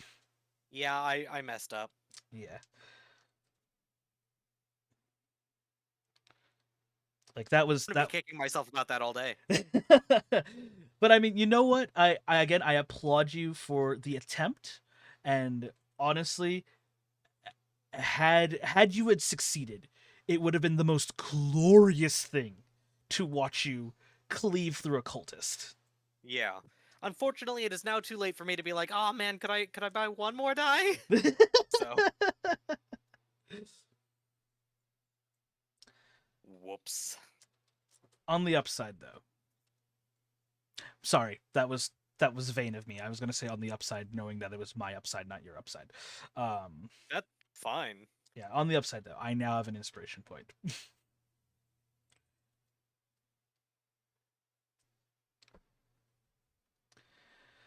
Oh boy. So how are we liking the combat so far, though? While we're waiting for Ember to come back. Well, other than me being a dipshit, I'm having fun. Yeah. Good. A little bit terrified of what's happening next round, but it's fine. As one should be. But I Oh, will dear. say, Oh shit. I will say that for all things, while we're waiting for Ember to come back, for all that it's worth, you guys have had me rethink this entire encounter because you went back to back to back with encounters, right? Right. And I felt so bad because I was like, they haven't had a break. So you guys cleared up the area, you know, and you had a restroom effectively. So I'm like, you know what, yeah, let's level them up. These encounters are only going to get more difficult for them, and originally I'll be completely candid with everybody here, the audience included. I was going to level you guys up after this dungeon. But you guys are still on the same floor. So and you guys are going from top to bottom looking for these artifacts, so I'm like, this is a lot of floors to go through. So Looks like Cherry's back. cool. I need you to roll Cloud of Dagger damage. You Again. got it. Again. Because Again. your I husbando was was dumb. being a himbo. Of course he was. He's really Honest- good at that. It's honestly not that far off of the character either. I appreciate Scorp's candor. Ooh. Oh no! 12. Are you down? I'm critical. I'm like. Oh my It's a goodness! miracle Squarb is still standing. Hi. Oh my goodness! So for Knees. for Uh, the I believe- audience, yeah. So for the audience, I have on my phone the app that keeps track of all my players' hit points and among other things, right? I just saw Squarb's hit point total. I'm not gonna tell you what it is, but it's literally in the red. Oh. Yeah, Oh, no, the no. Pokemon like critical damage music Like is playing in doo-doo, my head. doo-doo, doo-doo, doo-doo. Yeah. Oh, It is. jeez. He's in a bad way, guys. Ruh-roh. But yeah, Rutro. but Scorb, I will say you haven't attacked yet. You've simply just burned through your movement. So now that you've left the area of your fear, you can still strike if you wish. Yeah, no, I guess I'll strike at one of the guys in here. Okay, cool. Go for it. And then let's see. I'm double checking one of my features real quick.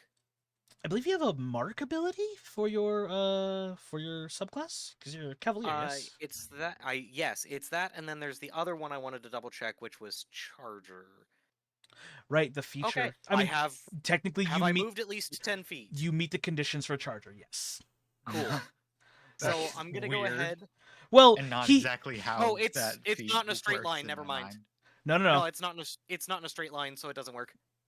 Technically, it has been a straight line. It's You- just not toward the target. No, so here's the thing, if you move at least 10 feet in a straight, oh yeah, no, you moved into an L shape. You were like a knight on a chessboard. So yes, no, you are correct. I apologize.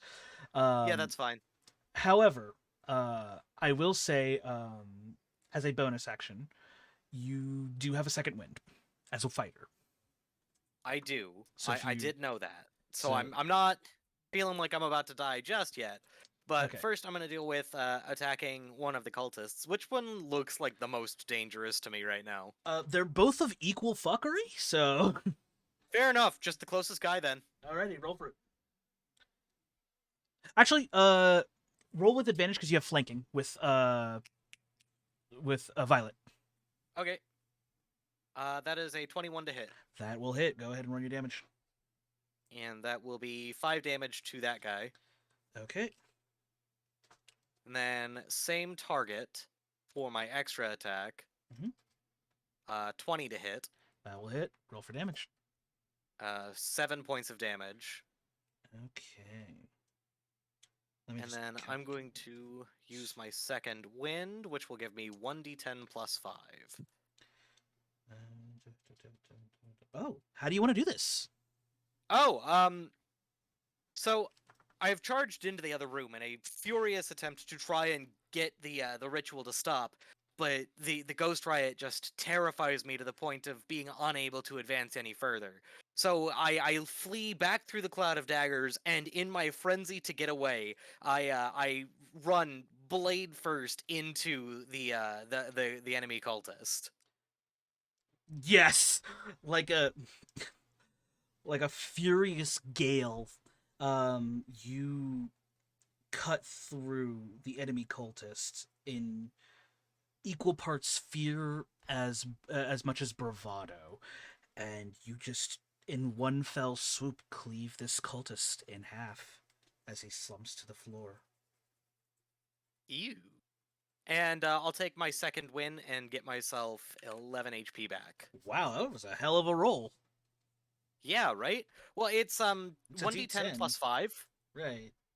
Yeah, so I just rolled a 6. There you go. That's still good though. You rolled above half. Oh yeah. Which is perfect for what you need. Yep. All right, and with that I will pass my turn. All right, so now it goes to the cultist. So with that, the ritual is complete. But they will don't still have to. make one more. No, it was at the start of their turn. However, I will Ah. still make them roll the fear check. So, because that is still in effect. Yep. One crit fails, one succeeds. So go ahead and roll your damage for Ghost Riot once more. 9 damage. Also, And I rolled that for score. and then the other one I don't need to roll for the other one because he's already failed, so he will also be. So he will take the full 9 damage. All right. So, oh shit! I forgot I have to roll a d8 to reduce that check. So that actually might make him fail. Oh. Okay. Well, that's fine. So they both fail because I rolled an 8 on the d8. So that's -8 on his fear check. That's cool. So they take 9 damage. Cool. And then the cultist that was in the room will also be taking 9 damage. Awesome. Awesome. Hold on a second. Now I need to calculate their health because that's a lot of numbers. That puts it at. That's already 20. Oh, wow. All right, so that one's murked. I'll get around to that in just a second. And then oh. Oh! Huh. I didn't think I'd encounter this issue. Uh-oh. On the one hand, however, I succeeded in my overall goal. On the other hand, however, the 2 cultists that managed to finish the ritual just got pub stomped by a bunch of ghost earth genasi. Oh my. As they failed their checks to avoid the fear and reduce the damage by half, they failed. So what ends up happening is that the earth genasi just sort of get a little too rambunctious, and instead of just like a mosh pit like push, one of the larger earth genasi goes straight up haymakers them, and then you just see them kind of dogpile and just beat to shit these 2 cultists into the ground Nice. for cold damage. And so now they're just battered, bruised, and just chilled over as these 2 cultists fall dead on the ground. However, in their place is a skeletal warrior clad in full plate mail. He wields a sickly looking long sword, and in his offhand what looks to be a hatchet of sorts. As it descends from the center of the room, it then turns to look around, and then it sees you out the door.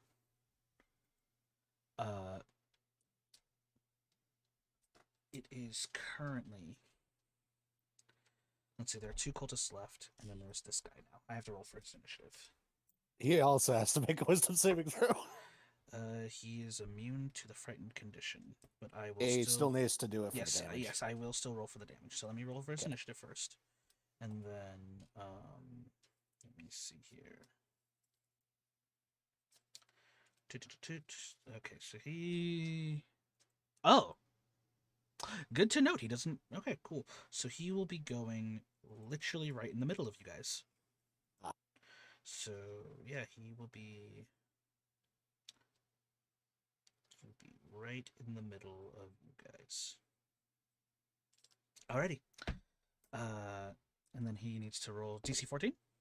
Yep. Cool. He matches, so he'll be taking half damage. 17, so half is 8. 8, yes. Alrighty. Okay, so with that said, I need my phone to refresh, please. Why are you being this way? Why are you being a punkus? Alright, fine. We'll do it this way. Stop being a punkus. Just let me see my stuff. There it goes. Alright, cool. We're good. Okay, cool. Which would leave it to... Yes, so those 2 cultists died due to AoE damage, so that's fine. The skeletal warrior is immune to the fear effect, but still takes 8 points of cold damage. And then that would leave the other two cultists. One of them is in the hallway. One of them has summoned the shadow dragon head. All right, cool. So that would mean that because he would be in the middle of you guys, his initiative doesn't happen till later. So next would be the cultists. So this guy, so the one that's running, in fear, that is, you all have an opportunity attack on that guy. If you all wish to take it. All of us?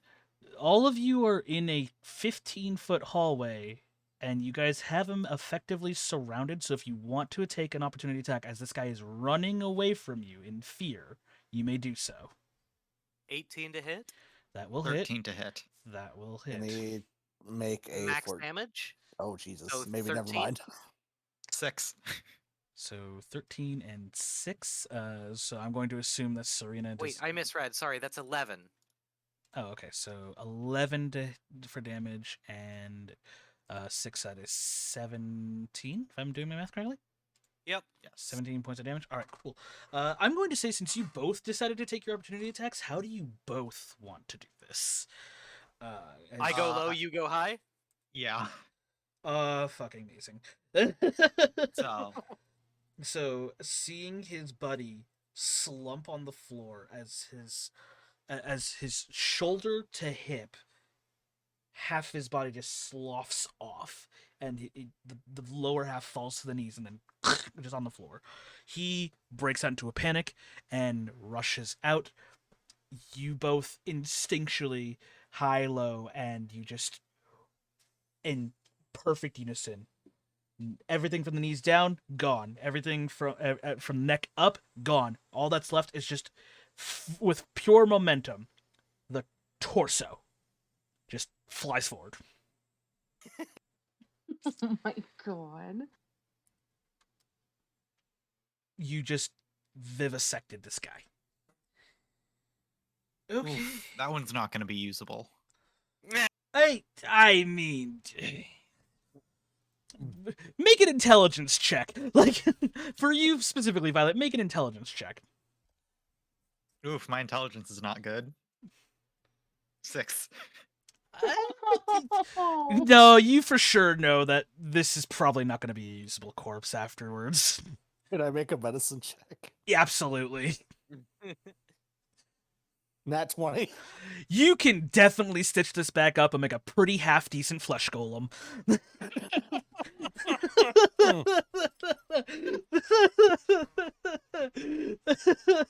I work We don't with have a golem book.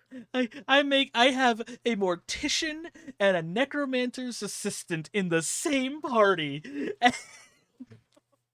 And this is the kind of jokes I get to make. Alrighty. Everybody go ahead and make me a dexterity saving throw, DC 14. Oh, no. Ooh. Whoa. As the quasi-real shadowy dragon emits another breath. Another nat 19. 20. Okay, so Violet rolls 9. a... Alright, hold on. Go in order one more time. So 19. 19? Okay. And then Serena? A nat 20. Nat 20? Okay. Scorp. 5. And 9 from Ember. Alright, Ooh. cool. So that is... Sad. This might hurt. Squarb's gonna die. Shit. Okay, this might hurt a little. As I have ways to help. and then if I remember correctly, Healing word. Violet, do you have resistance to necrotic damage? I do not actually. Okay, so then you will still only take half the damage then, because you save along with Serena. So, he's casting this at one spell level higher than what is the spell level required. So he's going to be rolling 4d6. Oof.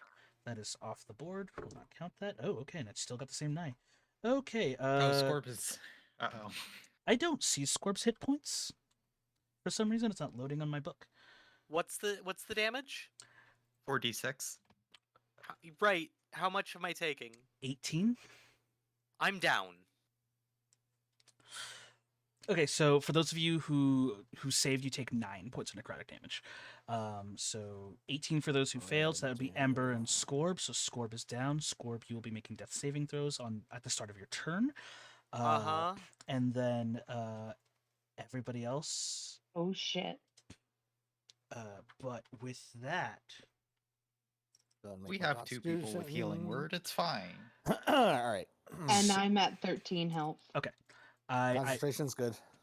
your concentration is good. Okay, Ember, roll me a concentration check. It should just it's a Constitution saving throw. Okay. 10. You pass. Oh wait, no. Yes, because half the damage of 18 is 9, so it rounds up to 10. So yeah, you pass. Okay, yay. So you keep your cloud of daggers up.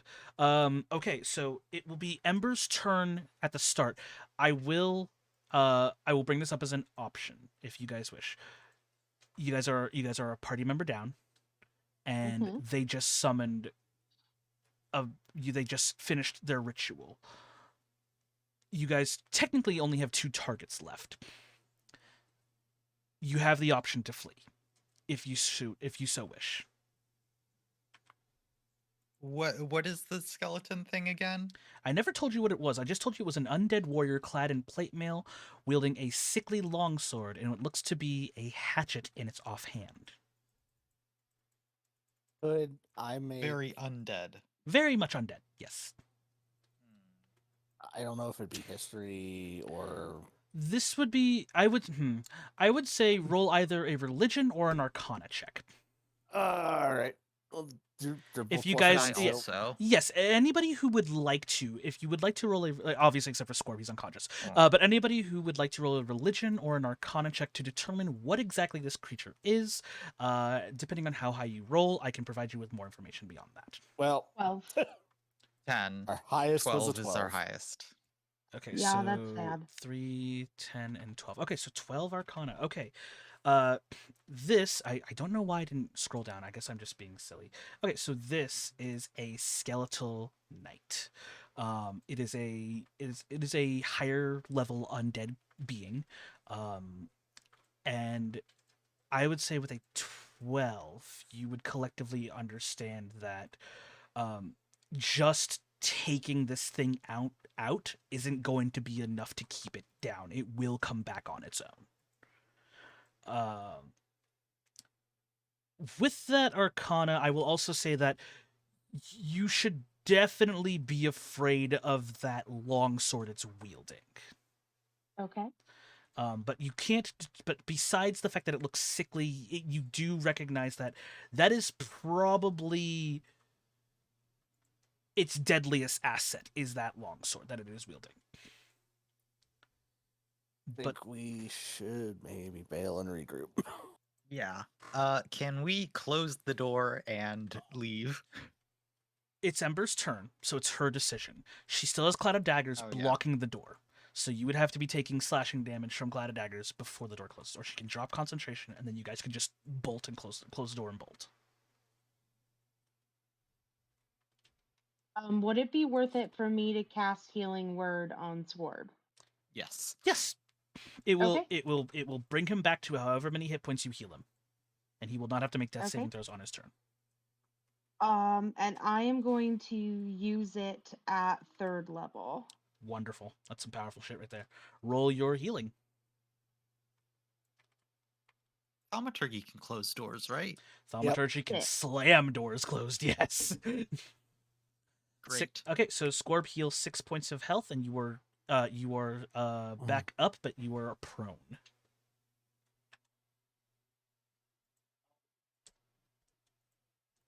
Wait, am I supposed to do that 3 times? What do you mean? It says 3d4 plus 2. So you rolled 3d4 dice Oh, plus yeah, got it. 2 Sorry. because of your spellcasting modifier. Yep. There you go. So I yeah, got confused there for a second. I'm good. you are totally fine. All right, so Ember, it is still your turn. That was your action, I believe. Yep. Okay. Do you wish to do what the party said? Are you? So I guess the question is, I'm going to basically do suspended bullet time for you guys right now. Mm-hmm.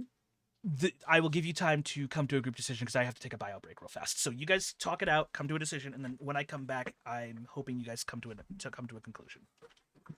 Okay.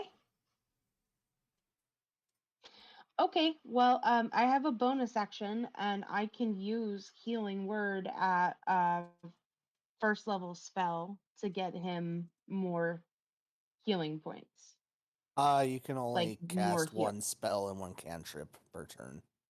Oh yeah, okay, okay. So, do you guys think we should still take off now that I have scored back up? Yep. Yeah. Because Okay, I only we'll have go ahead and 18 take health off then. myself, and I am out of spell slots. Yep, and I have 13 health. I'm not out of spell slots, but The thing is, yeah, this being an isn't looking undead good. isn't great for killing undead. Yeah, Uh, clearly. necrotic and poison damage is my thing, which is the thing that a lot of undead are resistant to. Oh no. So, This was going well. Now it's not. yeah, we can just close the door and walk away, pretend nothing ever happened. It's Yep. fine. And hey, my ghost ride's still gonna go off. For a Until- couple turns, right? Like, Yeah. it'll take an extra, like, Oh, actually, it might 20 end damage or something. after I leave the area. I'm not sure. Oh, I don't know. We'll have to I am ask. also going to leave real quick, so I'll be Okay. right back. Alrighty.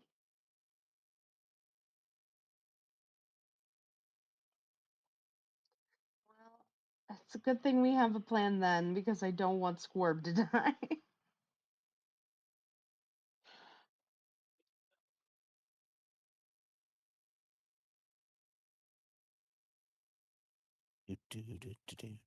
I also don't want Squarb to die. I didn't realize my mic was muted, sorry. Oh.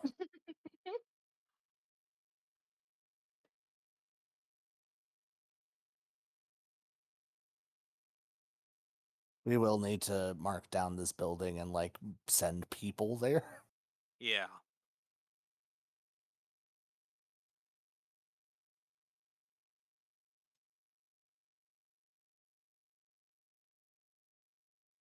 So I've been reading this manga that I really like. Although the name is suspect, the content itself is so wholesome.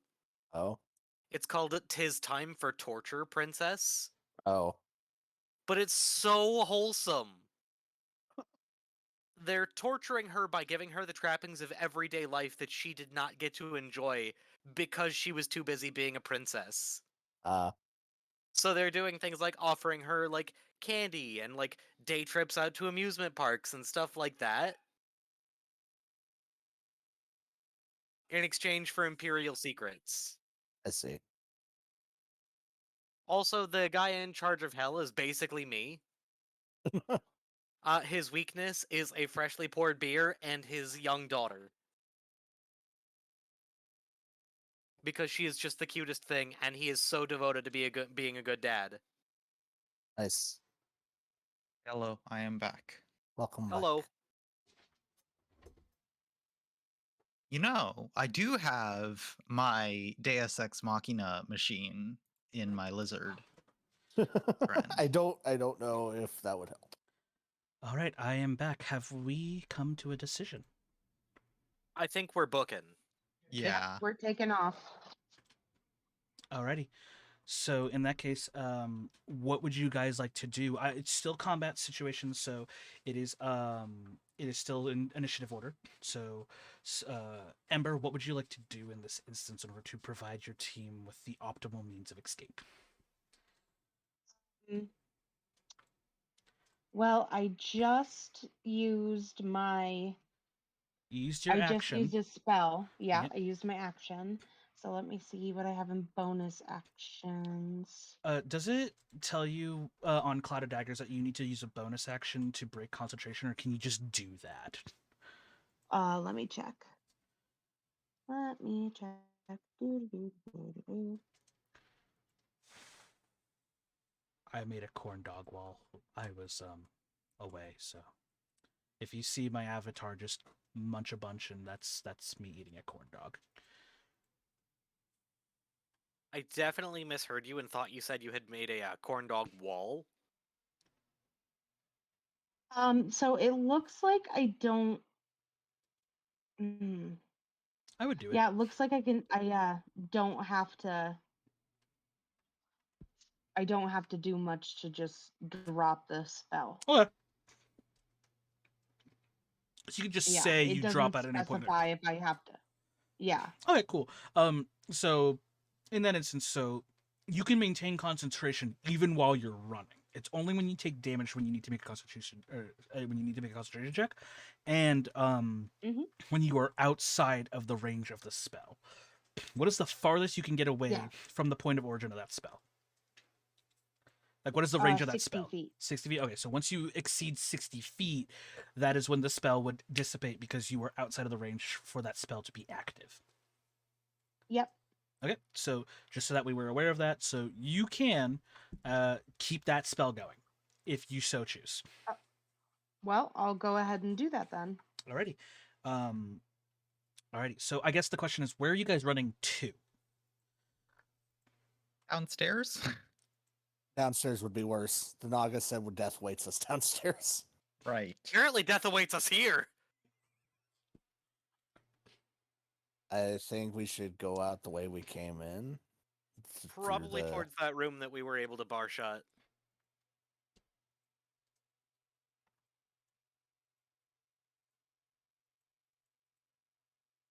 So, back up through the roof? Yeah, that'd probably be the best. Alrighty. For the sake of, I will say that Ember does know the direction. It's not that hard. You guys only went down a single hallway through a room, so Yeah. you guys didn't really go that far. You basically went through the attic and then made your way down to the floor below. So, I would say, Ember, if you want, you can take the dash action. It would take your full turn, but in doing so, you double your movement. It would get you to the ladder that leads to the floor above. Cool. Let's go ahead and do that then. All right, cool. So you have 25 feet of movement, I believe, as a dwarf, and then double that with a dash action is 50 feet of movement. That still puts you well within range of Cloud of Dagger's concentration. But on your next turn, if you move beyond that, you will lose Cloud of Dagger's concentration. Cool. Okay, cool. Next is Serena. What would you like to do? Would you like to keep Ghost Riot up? Yes. Okay. And then I'm using Thaumaturgy to close that door. Just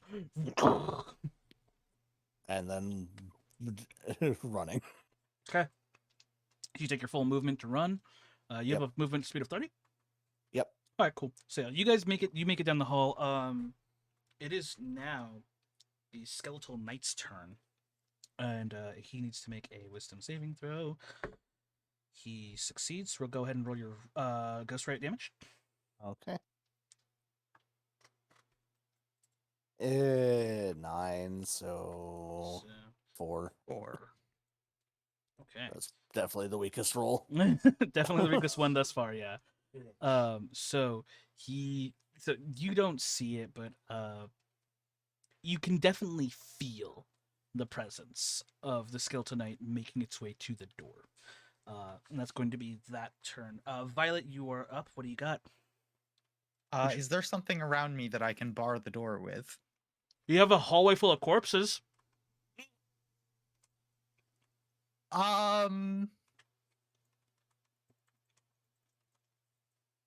That Both- isn't the most sturdy material, to Both- be honest. Yeah, to be fair, you have a hallway full of corpses, both human and centipoid. So I can just pile them up in front of the door.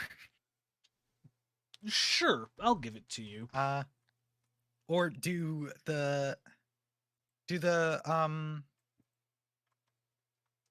cultists have like a dagger on them? Or some other like short weapon, backup weapon? Yes, they do.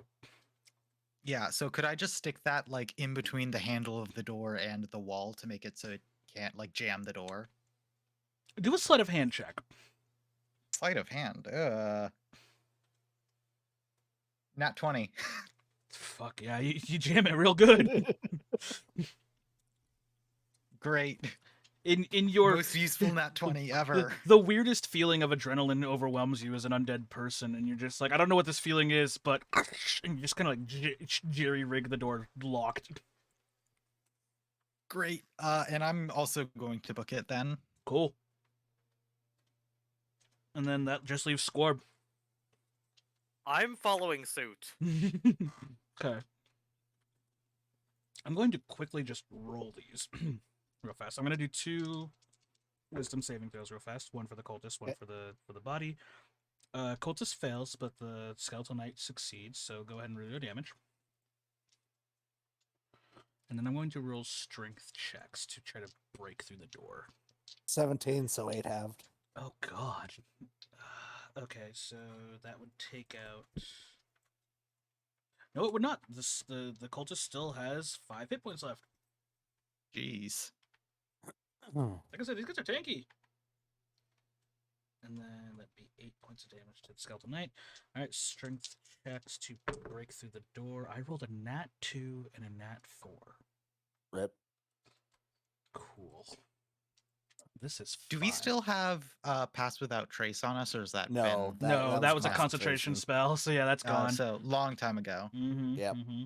All right. But I will say, you guys are safely out of combat. I will say, so you guys no longer have to worry about your turns at All this right. point. Uh, So this is now free. can everybody make some stealth checks as we go to our location? And I am going to prestidigitate the sound of us running in another direction.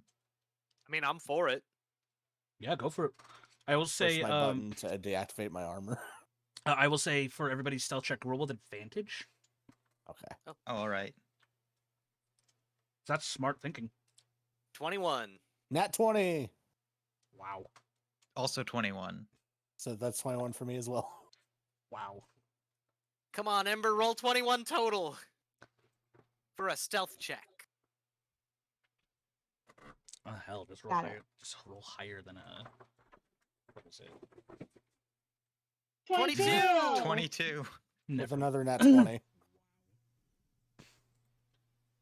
Yeah. Like leaves on the wind. You guys are not there. Everybody got higher than a 20 on that stealth check. That's insane. Okay, so you guys make it back to the roof of this apartment complex. Well, it's more like an apartment building, not a complex. Of this apartment building.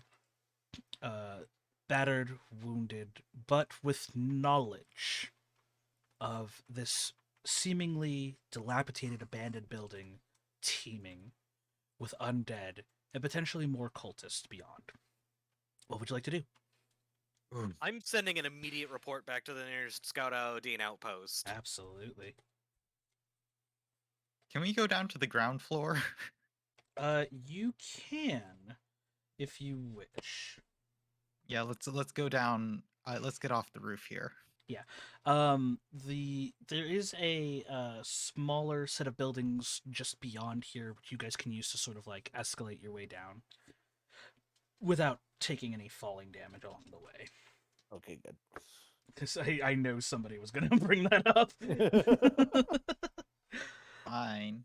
Listen, we don't need to bring up rules if they don't benefit us. That's fair.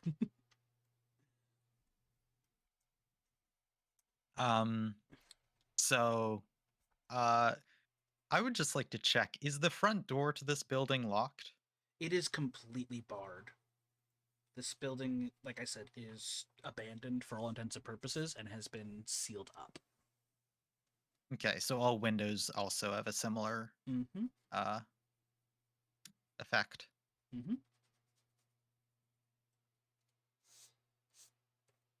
Hey, Visper, who totally exists, do you have some campfire cantrip that you can use to burn down one of these bars to open up this what's it called? So- This door Let me check and Visper's create spell bonfire slots. cantrip. Yeah, let me check Visper's spells. She does have a create bonfire. She could do that if that is what you wish. I mean, this feels like a way to get down without having to descend every floor. Fair enough. Yeah, okay. Let me go ahead. No and... one's gonna. If nobody's going to contest this, I will roll for her damage to create the bonfire and start burning the wood planks away. Yeah. Sure. That seems useful. It's 2.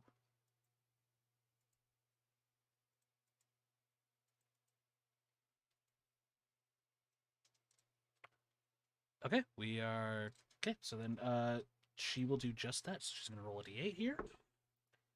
It's a 6 on the die. So yeah, so 2d8 this. technically because we're level 5 now. Oh, you're right.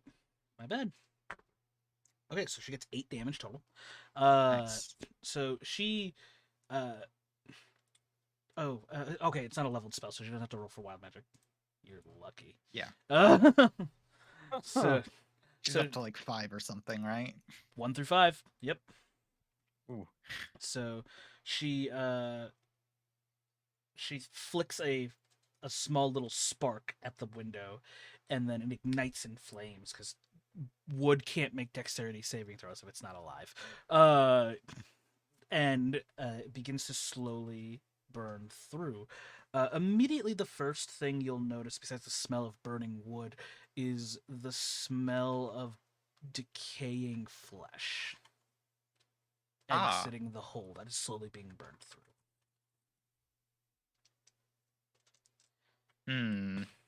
Good to know. Can we see through the hole at this point, or?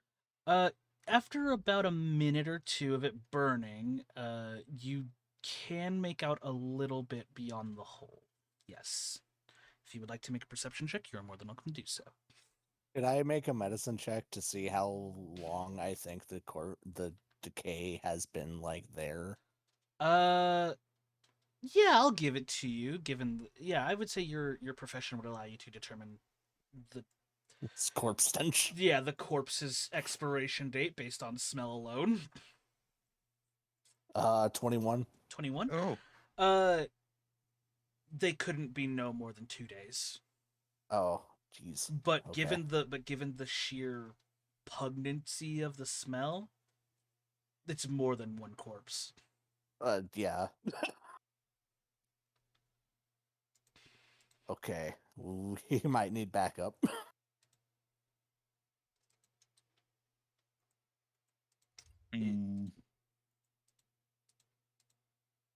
Squarb's idea to get the Scaraldine probably is the best move we have. Mm-hmm. Yeah. Yeah. I'm a little bit worried about more time-sensitive things in the building, though. Oh, thank you for reminding me that. God, Mafia, why'd you have to remind the teacher of the homework? Okay. I'm a little bit worried that they have things in here that they are completing or progressing that we could interrupt. That going away might screw us over. Which is why I'm going to So- try and find a way to communicate with the local outpost without leaving. Like, Do Or our getting a carrier bird or do our something. sending stones do something? They are specifically designed to communicate between you 5. I see.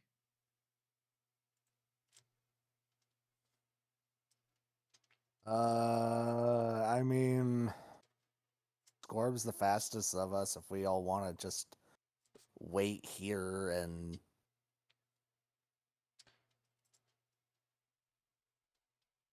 Yeah, I mean, I don't mind being a say, carrier pigeon. For Yeah. backup. Yeah, I will also say, just in case, the time of day is that you guys you started this investigation in the morning, Yeah. and it is about reaching midday now.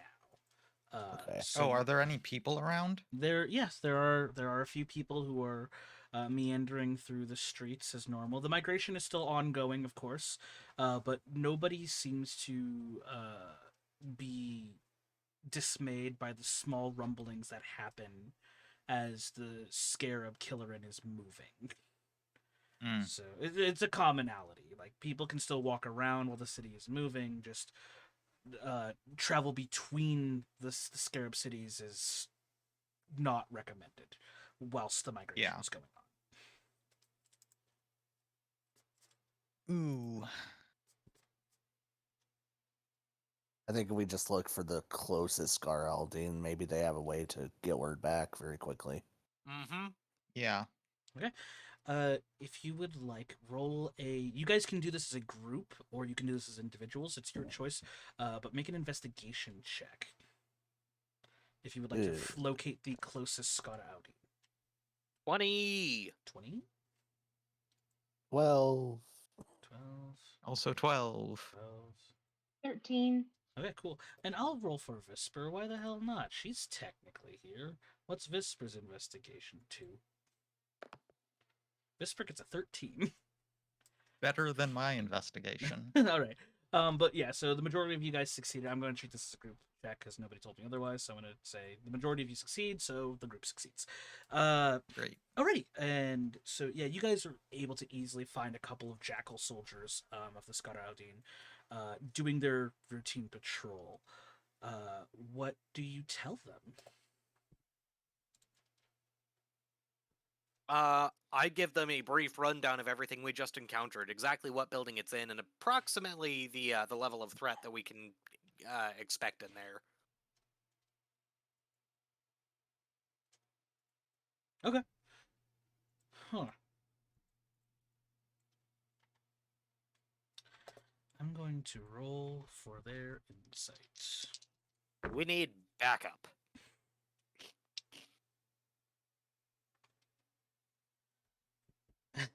The insight check on these jackals is hysterical. One of the jackals looks at, you can't really tell because of the jackal helmets mask their eyes. But one of them clearly looks like he doesn't believe you, but the other one has been like listening to you with great intent and is very stern looking. And before he responds with, we will report this immediately. Please do. We need help, like, now. Okay. We will return shortly. And they just begin to dash.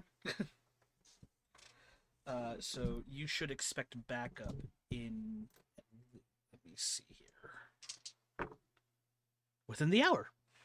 Wonderful. Cool. Rolled really well for you guys. Great. In that time, what would you like to do? Well, I'm going to go ahead and quaff one of my potions of healing, I think. I will say that if you guys want to take this time to recuperate, it is the equivalent of a short rest. Oh, since you cool, guys I will do have, that instead. since you guys have within the hour to receive backup. Okay. If you want to take this time, you may now you can use your hit dice to regain hit points. You can Ember also has Song of Rest for being a bard, so you guys can actually gain more hit points, I believe, with that. Yay. I don't know how that works. Neither do I. I either. never really got to use it because we always took long rests when I was playing the bard. Let me go ahead and just read that over. Song of Rest. If you or any friendly creatures who can hear your performance regain hit points at the end of the short rest by spending one or more hit dice, each of those creatures regain an additional 1d6 hit dice. Ah, okay. Cool. Or 1d6 hit points, not hit dice. So yeah, so if everyone spends at least one hit die to regain hit points, you gain an additional 1d6 of that. Cool. Okay, and then 1d6. I don't know how many hit dice I have left. I've got all of mine still, so... Whisper took It's no 1d10 damage, plus, but she will get so all of her it's- spells back. I don't get mine back. So if I spend hit die, what that means is I can roll 5d10 plus 3 if I take all 5 of my hit dice? Yes. Mhm. Okay. Plus an extra d6 if you absolutely need to.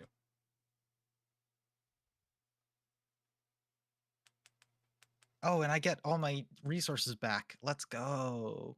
I love Okay. Warlock. 30, 31. And then you said plus 1 extra d6? Yes, because of Song of Rest, you can roll an extra d6. Alright. So all of that plus the 5 that you just rolled. Yep. Get back as hit points. Short rests are so cool.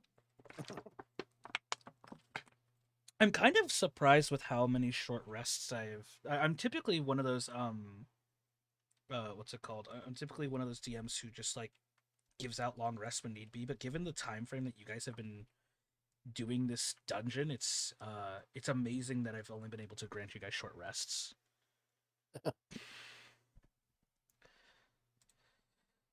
Alrighty, well, if there's anything else you guys would like to do during your short rest, quaff a potion, do anything like that, now would be the time to do it. And then once you guys are all done, just give me the heads up, and then I'll proceed to the next step. So that way I don't leave anybody behind in this instance. No, I don't have enough money, right? Okay, Poor.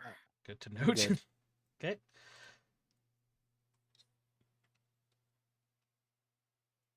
It's not super helpful for this dungeon anyway. Mm. Ember, do you have a brewer's kit on you, and like in your inventory, or are you just proficient in it? Brewer's kit on me. You do or you do not? I do. Do me a solid. Roll me a D100 or a percentile. So if you go into your character, you go to the bottom left hand corner, right? Yep. Click on that die. There's the two Yep. D10s. Just roll the D100 for me.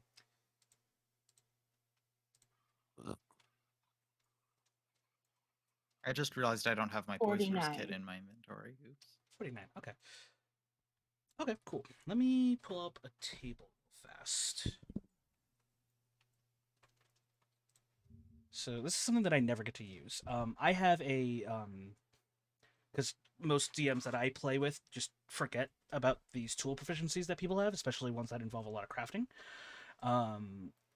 So I have a table, a custom-made table, for brewers kits, where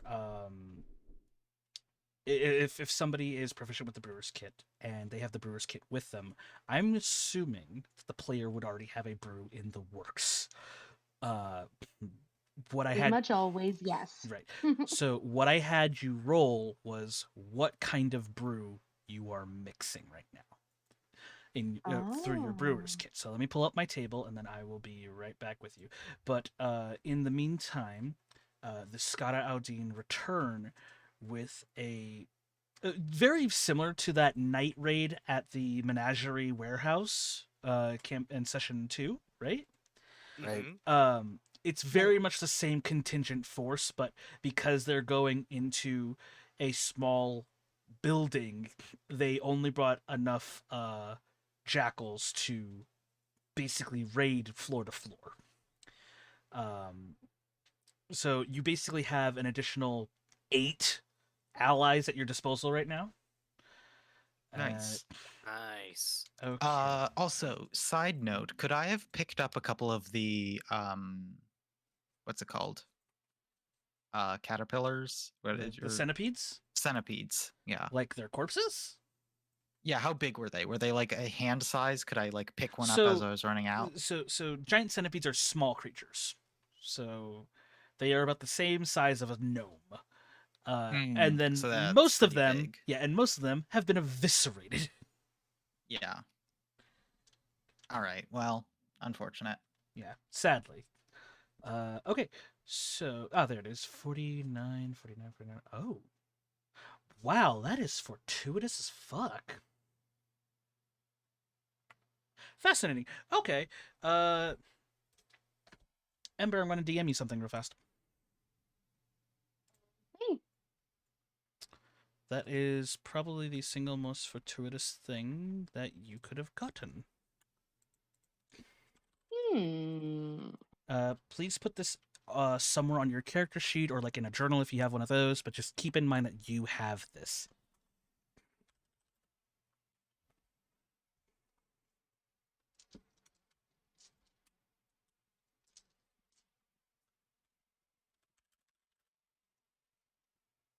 So curious.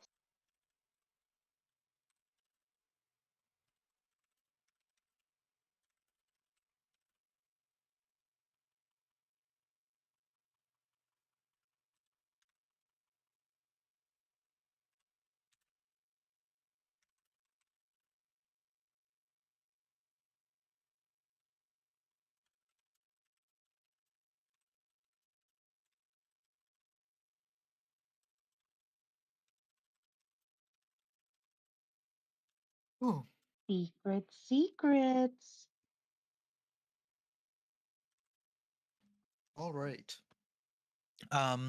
So how have we gotten the wood off the Yes, window? the fire was burning while the hour was going through. Yeah, you guys can clearly see Yeah. inside now. Um, I do realize I have a crowbar now, so that I could also have used that to pry off some of the wood. you could have at any point in time. You could have said that. uh. Oh, right. I forgot to add this.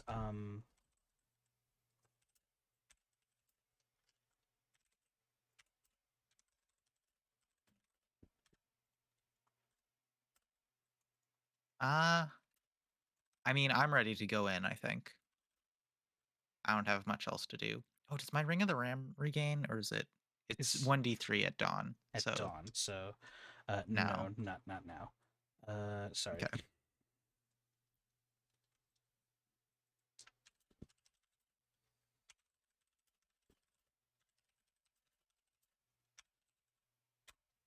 There it goes. Now I've given you all the information you need. Got it. Okay. Like I said, I have a table for that. You just happen to roll on that one. Fortune be upon you, sister. Okay. Oh, Yeah. Strangely fortuitous that. Yeah. See, like I said, strangely fortuitous.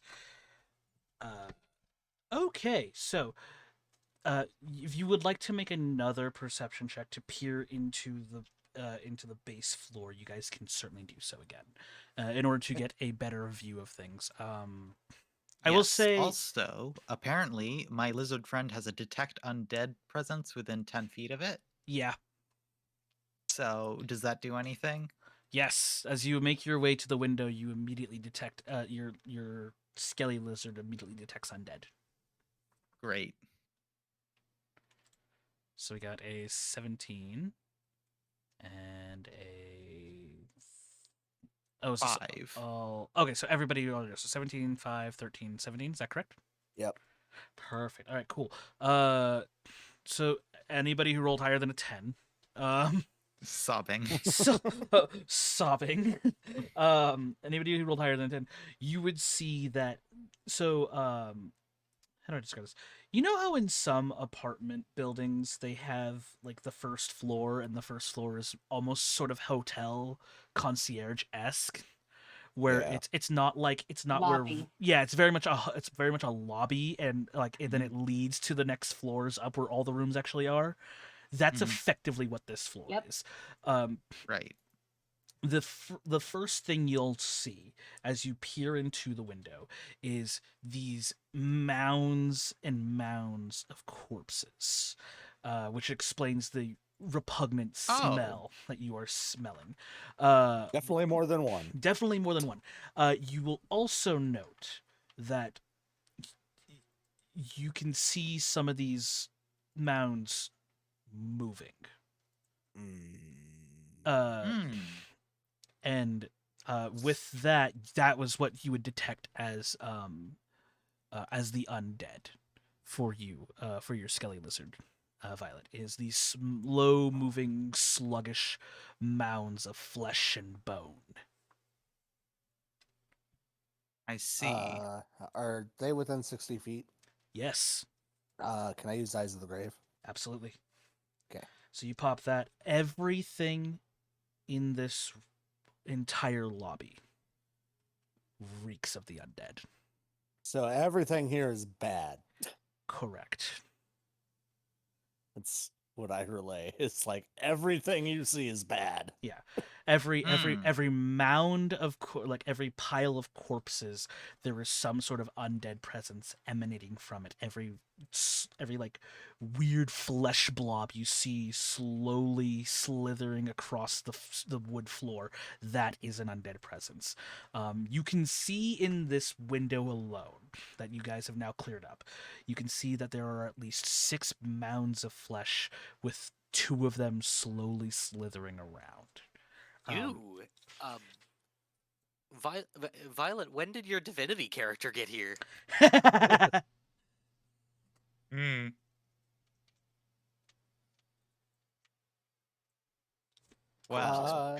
Corpse explosion. Corpse explosion. Oh no. Have a question. I may be able to provide an answer. Is there a point where I can get all the mounds of flesh within 30 feet of me? Reasonably, not all of them. You'd probably miss one or two, and that's probably the ones that are moving. But you can. But actually, you know what? You can either make an insight check or an intelligence check, just like a flat intelligence check, and I will give you information depending on what you roll. Inside it is. That wasn't great. It's 12. Okay.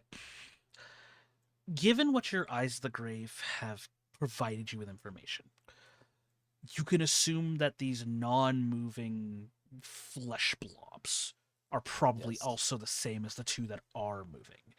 And if there are Okay. 6 of them, you can probably get them to move towards you as a living being.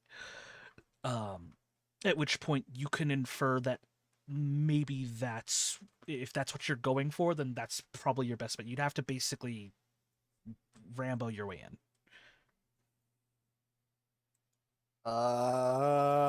So I may have an idea, but Violet, you need to stay away from me. Oh dear. All right. So I have the Channel Divinity turn undead, but at level 5 it turns into destroy undead if Son of a... if it's CR 1/2 or lower, it's instantly destroyed. I think I'm higher yeah, than CR 1/2. Well, the thing I is say if you standing fail next your to you wis- and gets destroyed. begins to slowly disintegrate. they have to save Wisdom 14 DC if I do this, Okay. or else they be if it fails its throne, it is turned for 1 minute, and then it needs to move as far away from me as it can. Okay. So, do we want to do this? Yeah, this is... I'm fine with it. This is their best opening, probably. I'll just stay outside for a little bit. Yep. Okay, is everybody else okay with this? I don't suppose. see a problem with it. This is amazing. I'm gonna make a small prayer to Solane, Okay. and then I'm gonna work my way in.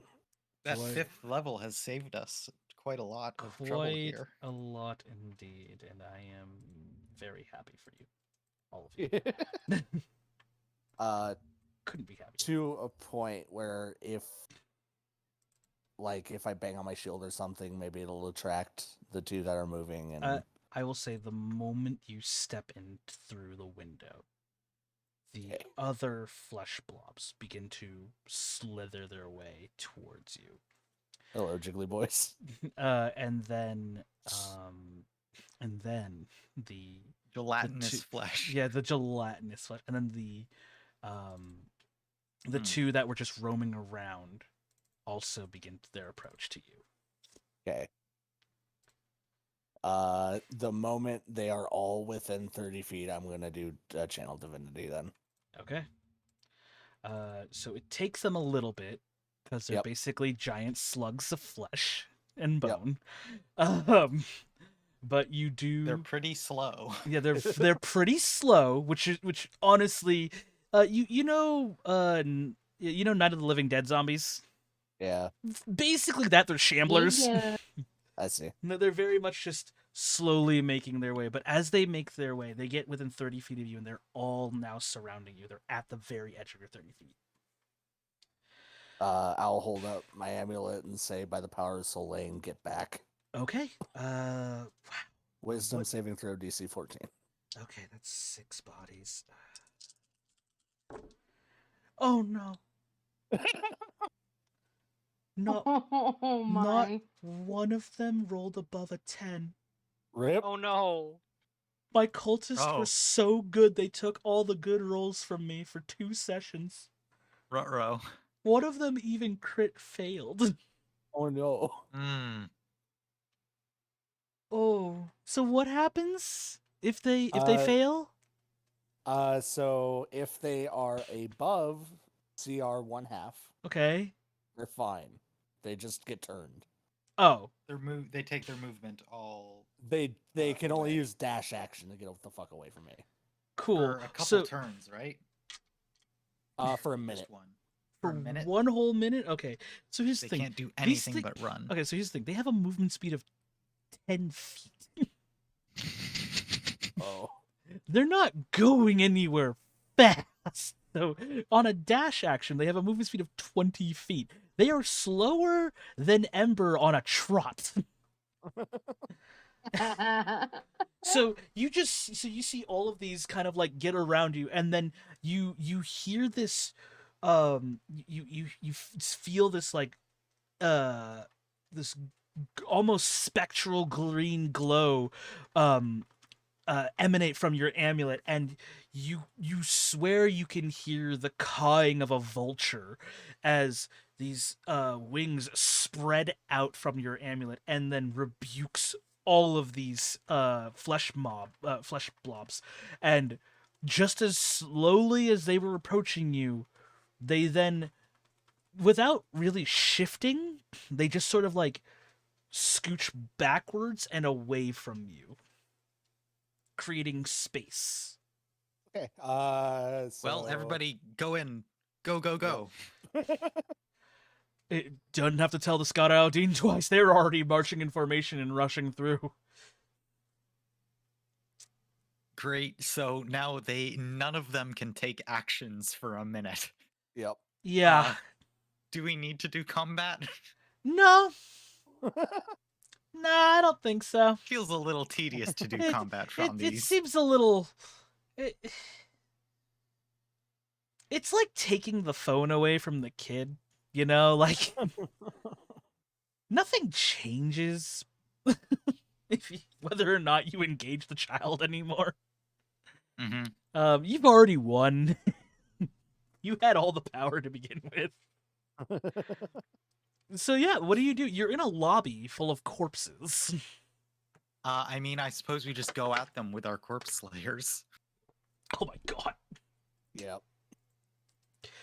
I'll give it to you if y'all want to roll for that. Just roll with advantage, and we can do that if you just want to just like mercy kill these things. Sure. I'll tell you what. If you roll higher than a 12, you succeed on the hit. All right, so That's don't a even. 17 for me. 22 for me. 24. I'm gonna roll for the Skada Audine, the 8 Skada Audine, who are also wielding Corpse Slayer. They're wielding Corpse Slayer Kopeshes, just so you know. I love that. Kopeshes are cool. Yeah, well, that's their base weapon. They have Kopeshes and spears and shields. So Oh yeah, these. oh god, one of them critted Oh no. because they're rolling with advantage. So one of them just straight critted. Oh god, why are all my rolls against me now? The pendulum of swingeth the other way now, Lord. I got an 8. Oh, you have to roll the hit first. Oh, yeah. Sorry. Duh. You're good. You're fine. Like I said, if you roll above a 12, you hit. Yep. 15. There you go. It looks like everybody's hitting these things, so by all means, I suppose roll your damage and be my guest. My damage was 8. This is some My weird damage was mercy max for slaying. My damage 13. was max as well. Oh wait, damage was- as well as my corpse slayer damage. Yeah, was everybody- 7, so 20 damage. Yes, everybody roll your corpse slayer bonus, because they're all undead. So that was 12 total for me. So Okay. 8 plus 9. That's 17. yep. I don't know why my brain just stopped working for a Bro, moment. I'll be real for you. I do the same thing. I'm the same way. I'm like, why is this so hard all of a sudden? It's the sound of squishing in, Yeah. in the lobby. All you hear To be is- fair, I'm I get oh it. boy. Yeah. I get it, man. You're good. Don't worry about it.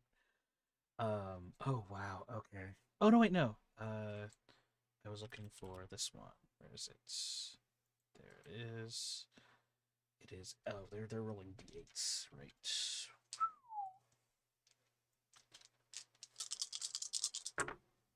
Oh God! I'm rolling 8 of these because there's 8. Oh no! So I'm trying to think of the reference. Because that's what Is everybody familiar with Cyberpunk? Yes. A In a little general bit. sense, Okay, do you remember Yep. the you guys know what the cyber squads are? no. Yes. I don't So think so. okay, so in Cyberpunk so in Cyberpunk they have so in Cyberpunk if you were heavily augmented, you can suffer through something known as cyberpsychosis. When you suffer through cyberpsychosis, you actually end up becoming a murder machine. This is something that's very prevalent in Cyberpunk. Uh, if there is a report of somebody going through cyberpsychosis, aka becoming a cyberpsycho, they summon a straight up military police force that's that is trained and designed specifically to take out cyberpsychosis victims. You guys are the equivalent of a cyberpsychosis tact squad. You just kind of like walk over, like it's like business as usual. Everybody just stabs, slashes, cleave. You just decimated all of my fucking blobs because I didn't roll below a 6 on the damage die for their Kopeshes Oh. because they're treated as battle axes, Whap. and they all did radiant damage, Oh. which they are all vulnerable to. So all the radiant damage you guys rolled was doubled. All the radiant damage they rolled was doubled. I killed my own monsters. Yep. It's good to be the DM today. What a day to be the DM. I killed my own monsters and I you know what, good GG's. GG's. So yes, you cleared the lobby of the undead menace, I guess. Well, what are we looking for next? Well, I- Are we assuming to go even further down into a basement? well, you were here, so your original goal was to look for the artifacts of Golion. Mm-hmm. And so I will say this is only a 3-story building. Oh, Hmm. okay. You guys were on the 3rd floor. Because there was the roof access, the attic. So yeah, you guys were on the I'm sorry, you guys were on the 2nd floor when you encountered the skeletal knight. Okay. So you've effectively explored half of the dungeon, as far as you can tell. So yeah, I guess I would like to check if there's even further down to go, and if not, then I think we'll go up Yeah, at this point. roll an investigation. All of us? Investigation. If you would like to help them out. Yeah, we can do a group investigation. Okay. My investigation's 18 18. on a straight investigation roll because I have no bonus. Okay. So let me see. Not an 11. Oh wait, plus 2 is 14. So 5, 18, 12, 11. Okay. Okay, sweet. Okay, yeah, wow, that 18 really kicked ass. Yeah, so you do find what looks to be a hatch that's just beyond where the communal kitchen would be. Hmm. All right, I guess we're going down. Okay. As you open the hatch, the first thing that hits you is an immediate blast of necrotic energy. So go ahead and roll a Constitution saving throw for me. All of us, or Yes, everybody. 3. oh, Oh dear. That's not one of the ones I'm good at. 11. 19. Okay. I got Okay. a 5. So score passes, which is fine. That is off the board. Okay. So Scorb, you will only be taking 2 points of necrotic damage. Everybody else will be taking 5 points of necrotic damage. As this Okay. as this ambient necrotic energy just washes over everybody. This is Hmm. unpleasant. Yeah. Ow. You'll also notice that there appears to be some sort of green fog coming out and just sort of lingers on the floor as it begins to rise up and only stays just at your ankles. Can I do some sort of check to identify that fog? Uh yeah, you can do that. Let's say Can I also make a check with my poisoner's kit? Ha ha ha. roll with advantage. Uh, I will say this will be a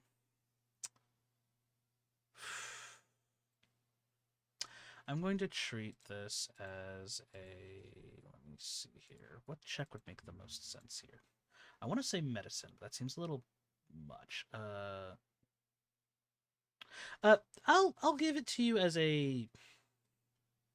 You can either roll an Arcana, a Nature, or a Medicine. Okay, medicine it is. Arcana, nature, or medicine? Mm-hmm.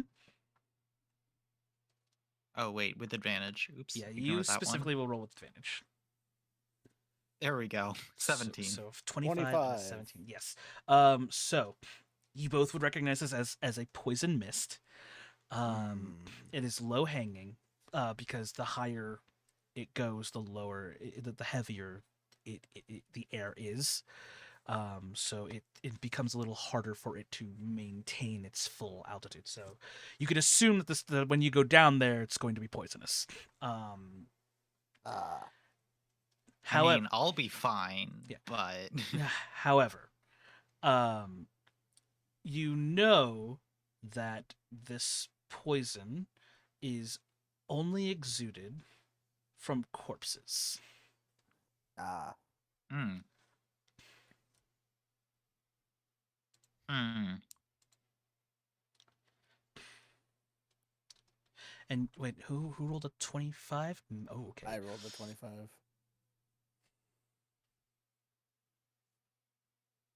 Interesting. Serena, you specifically would recognize this poison. Oh. It was one of the first signs that you encountered before your clan was decimated. Oh. So you all see Serena get very still. And just kind of Good? just no answer, just close the hatch. All right. Well- I guess we're closing this hatch. I don't know how feasible that is to traverse anyway for most of our group. One of the Skada Aldine jackals goes, We'll bring a purifier in from the Oasis squad to make it easier for us to further investigate once we clear up the rest of this building. All right. Good. I guess we're going up to the second floor, right? Yes, you guys are on the base floor, so it would be the second floor. That's the only floor you haven't explored. Yes. Okay. So you guys step up the stairs into the second floor. Immediately, the first thing you see is one of those flesh blobs. It's Oh, just, hello. It's just sort of hanging out in the hallway. It's leaving behind a rather viscous, bloody trail wherever its slug-like path goes. And then down this hall, you see at the very end of the hall, it's about 120 feet out. No, I'm sorry, not 220 feet out. It's about 60 feet out. Is the stairs that lead to the third floor. All right. But otherwise, this is another floor full of apartment buildings that are full of apartment rooms that are sort of spaced out like every 5-10-ish feet from each other along this 15-foot hallway or 15-foot wide hallway. I guess what are we searching for in specific? I guess we can kind of spread out with the Scar Aldine here as well. Mm-hmm. Yeah. So you have the, I will say for the purposes of, you have the 5 of you because Visper is technically here, and then you have the 8 Skada Aldine Jackal soldiers with you. So you have 13 people Right. in total. Or not 13. It's a big raid party. Jeez. Yes, no, 13. Yes, 5 plus 8 is 13. 5 plus 6 is 14. Yeah, so yeah. I mean, you guys wanted backup, and you convinced the Scott Aldine that this was a major issue. So yeah, you got backup. Good. But it's only big enough to fit in this building. So Fair enough. Okay.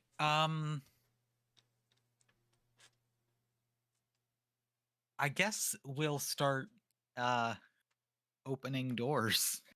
okay, cool. Or do we want to like be a bit more careful?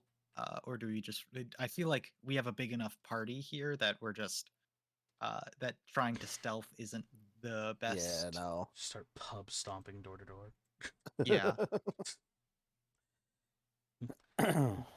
We're just playing Munchkin from now on. I'm gonna kick down the door. Mm. Look, guys, I found a dodecahedron. I found a slimy dodecahedron. Well, fuck. Oh shoot! Could be worse. Behind door number 3 might be the plutonium dragon. Then nobody wins.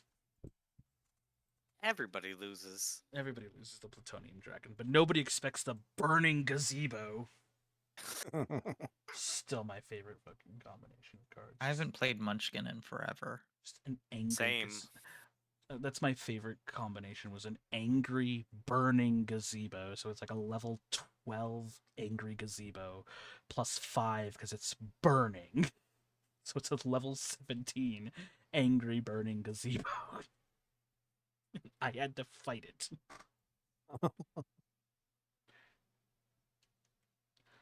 All right, so you guys, so are you just going door to door, just smash and grab sort of deal? I think so. Yep.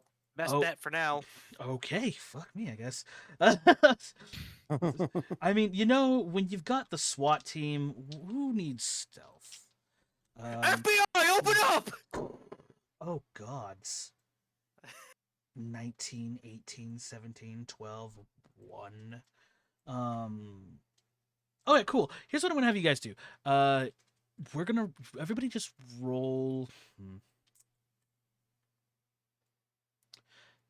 I wasn't expecting you guys to bring bring the SWAT here, so this is kind of a little bit janky. This dungeon has been Ripped to shreds. Yeah, it's been ripped asunder multiple times. Oh, come on. Okay, cool. So here's what I'm gonna do. I'm gonna have each of you in turn roll me a d20. So we'll start with Okay. Ember, and then we'll just go down the list from how I see it on my phone. So Ember, roll me a d20.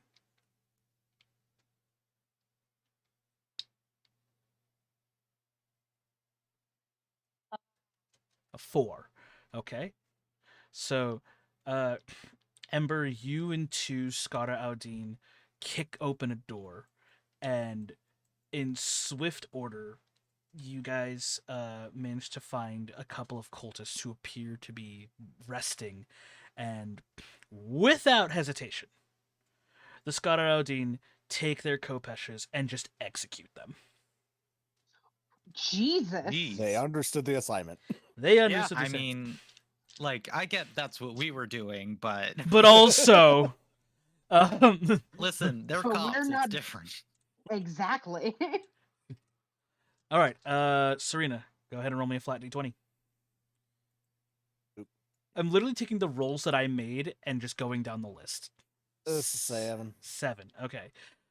Serena, you and 2 of the Scotta Aldine kick down the door, and you see 3 skeletons and 2 cultists.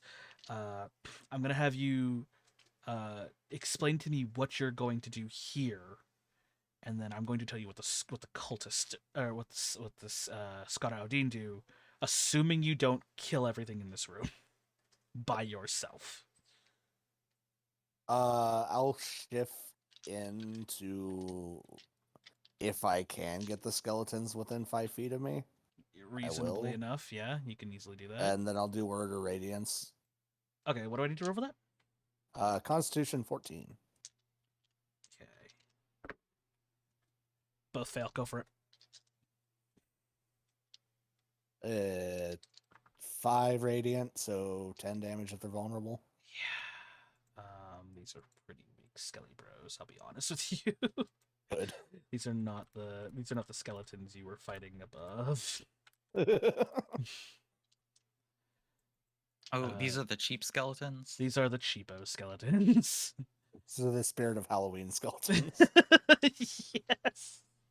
These are the ones that make jokes about themselves when they're these are the battle droids from the Clone Wars level skeletons. They're definitely scrap metal skeletons.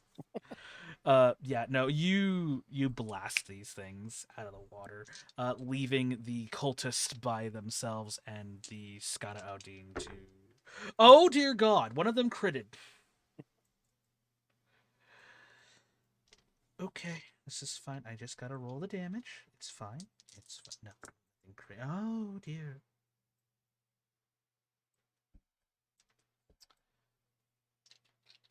I feel like I made an execution squad.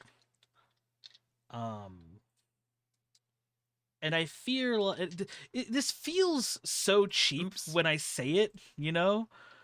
But like given the struggle you guys had on the top 2 floors, to see a raid go so successfully with you guys having your squads just simultaneously, like every door you guys kick down, you execute the cultists, you execute the undead. Yeah. It's kind of a weird cathartic sense. As they do just that. These 2 Scott Aldine just straight up murked 2 more cultists. Wonderful. I need to roll a timer real fast. Oh boy. Because that's still in play. Oh goody. So that's still awesome. Okay, so that takes. Oh wait, wrong dice area. There it goes. Boom, boom, boom. All right, cool. Next would be Squarb. Roll me a flat d20 for me, my guy. Absolutely, and that is an 18. Oh gods. Uh, um, as you and 2 of the jackals kick down the door, you come across a minotaur skeleton. Ah, another one. Another one. The Scaraldine are like, what? Another? There was one upstairs. It's gone. Yes, it's gone. This is I'm treating this as surprise rounds. Go ahead and roll your advantage attack if you would like. Yes, absolutely. Well, it's not a critical hit, but it's a 17. Which will hit. So we are looking at 6 damage from the sword, and another 7 from the Corpse Slayer effect. Ow. So that's 13 damage there. Okay, the Skada Aldine will then make their attacks.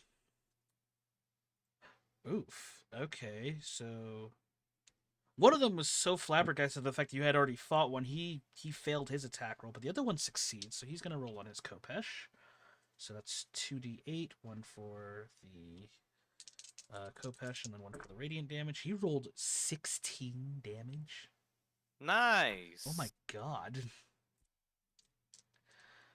Yeah, so I guess this would be because you guys didn't outright kill these guys. This would be the time where initiative would be rolled. If you guys still have the time for it, because it's getting pretty late. So I mean, Cherry?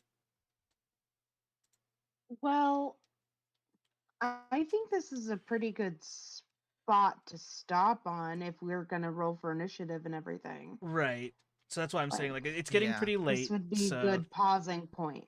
yeah, Yeah, I So kind of we- agree. I don't know if we can do another combat. yeah, especially after that last one. That one was Yeah, pretty because winded. stopping in the middle of combat is like the worst. Yeah. All right, so then we will stop right here. We'll do at the start of next week. We will go right into initiative. We'll roll for that, Heck and yeah. then that will give us all a chance to figure out what to do from there. I love that you guys started with the hardest difficulty first, and then decided halfway through this is not a viable strategy, Whoops. and then decided let's go in the other way. And then you proceed to curb stomp everything along the first two floors. This is probably the greatest 180 that I've ever seen in a party. It's honestly fabulous. I love it so much. So we will continue that next week with you guys starting initiative.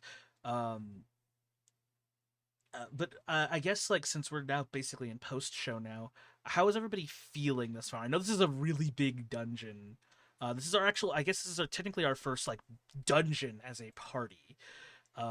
This is our first dungeon dragon. It's, whoa, whoa, Nelly. It's so exciting. I love it. Yeah. We did encounter a dragon head. That's true. That was a modified Dragon's Breath spell, by the way. Yeah, I think I guessed that, but I didn't like remember exactly. I don't know. Yeah, I was looking over that spell the other day. yeah, it is a modified For another. Dragon's Breath instead of using a chili pepper or a hot pepper for the spellcaster component. I used bone dust. Fun. Yeah, it felt very much in line with that, and that's why it dealt necrotic damage. Yeah. But holy shit, you guys created a shredder. And boy howdy was I was put through the ringer up there. That is some smart use of spell casting, honestly. Very proud of all of you guys for doing that. Smart use of spell casting, smart use of utility skills and everything like that. Honestly couldn't be prouder. I'm curious to see how you guys I mean, okay, so here's something here. I make it a point to make sure my players understand what their options are. Now, you guys can call me out at any time if I overstep my bounds. Did I overstep when I gave you guys the option to run away? I don't think so. No. I Okay. think as like someone who has seen a lot of the memes of like DM gives a big encounter specifically designed so that the players run away. It is definitely very important to make it clear when running away is an option, because most of the time players are programmed to see thing fight. Yes. Um, I would not have considered fleeing. It was on the back burner in my mind the whole time, and I'm just like, Okay, because like as a Okay. as a player turned to DM, it was one of the most obnoxious pet peeves that I had as a player when a DM never told us the option was available to us. You know what I mean? Yeah. It Yeah. felt very much like, dude, we're in a Pokemon trainer battle. You don't get to run away from trainer battles, except now we can. So it was definitely one of those situations where I'm like, these guys are beaten to shit, and I'm rolling really well. I was rolling incredibly well up until the end here. But I mean, you know, I was like, these guys are beaten to shit. I don't know if they know they have this option. But you guys have run away from encounters a few times, like with the rust monster. You Yep. guys chose to flee from that back when you guys were 3rd level. There was the you know, there have been a couple of times where you guys pushed through battles, such as the time in that same session where you guys fought the cultists and the poison. You know, you guys just trudged through it and you got through it. I think there's a really big mindset shift with avoiding an encounter versus I'm already in initiative. Right. And I think that's like a huge thing to consider both as a dungeon master and as a player. But like, since a brand new player entered the field, he was fresh right out the gate. Most of you guys were already below some threshold of health. You guys were below maximum hit points for you guys and stuff like that. So I was like, they should probably know of this option. And then you guys rolled high enough to determine that this was definitely a higher level threat than what you guys would probably be able to take on. So again, it was one of those things where I'm like, am I overstepping my bounds as a DM? Am I being quote unquote too nice by providing this option? But like the thing is that I never intentionally try to be antagonistic, like aggressively antagonistic to my players. Because I don't want that relationship where it's the DM versus the players. You know what I mean? Yeah, Right. I always want to sit there and be like, hey, I just want to let you know where you guys are at. You have this option available to you. Your choice to use it. I definitely appreciate it. Yeah.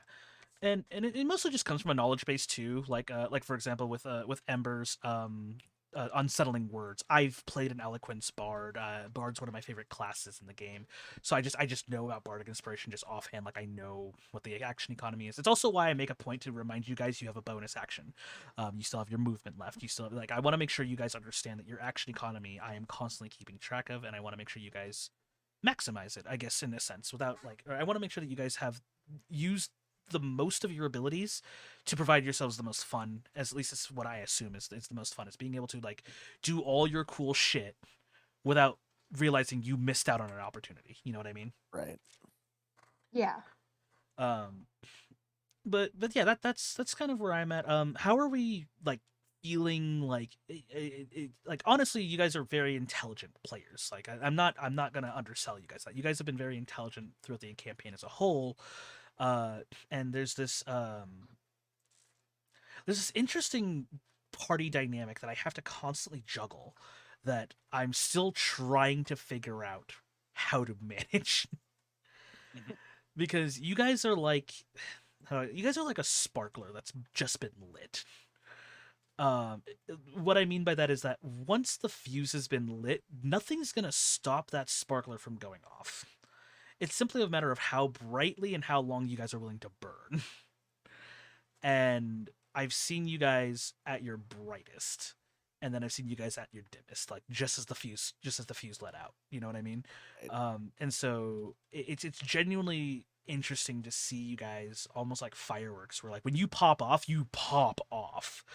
And then when you but like when you're duds, it sucks for everyone, including me.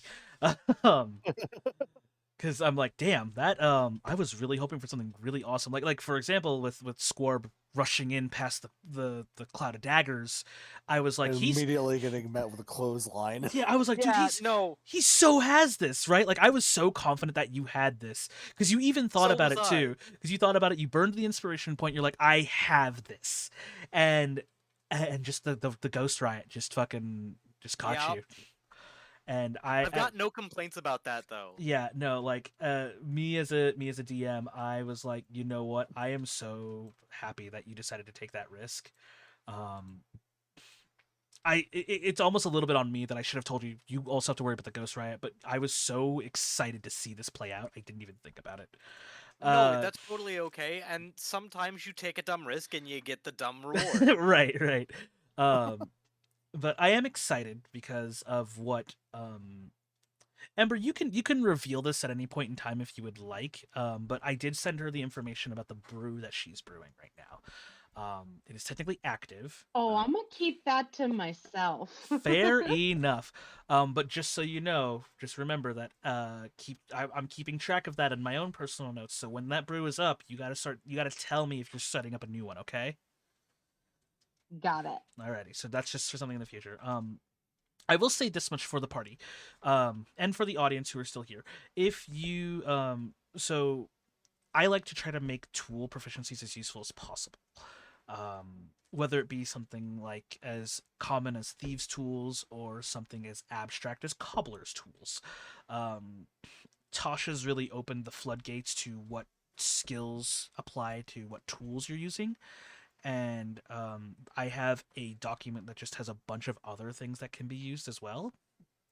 But I created an entire list, a D100 list of potential brews that a brewer could be crafting, almost like an alchemist's flask sort of thing from the alchemist class, right? Where you can just get a random brew. I did the same thing, but with alcohol. um, some of it is useful, and some of it is detrimental. We won't know until the brew is crafted. So it's up to whoever the brewer is, in this case, Ember, whether or not she wants to reveal what the brew is. But she won't know until she rolls. So it's sort of the thing. Like, you won't know until you roll. Which I don't know if that's fun for anybody. I think it's personally fun for me. I like to see how random it is. I like it. Plus, we have a random. We have a wild mage sorcerer, so we're working with 2 random tables on that. I'm so terrified for when she decides to cast a spell and it actually fails. It'll be great. It will be great because it'll either fireball lands on top of her or she summons flumps, and I'm totally okay with everything in between. Flumps are fucking adorable. If you guys don't know what a flump is or what one looks like, it is the most adorable fucking thing from space ever. To me, they're like furbles from Star Trek. They're just adorable and have no business being adorable. Treble. Trebles. But yeah, no. This dungeon is making me realize, despite my profession and my stuff and all that, I'm not actually that good at taking down undead. Being specializing in poison and necrotic damage isn't great when most undead are resistant to those two types of damage. Yeah, I've noticed that.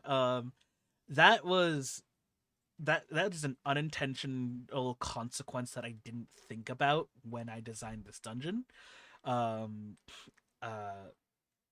designed this dungeon to kind of sort of test your guys' combat prowess, I guess is the best way to put it, to test your tactical acumen and things of that nature. Because I thought, oh man, they're going to be in enclosed spaces, there's not going to be a whole lot of room, which kind of like messes up with some of the player mechanics.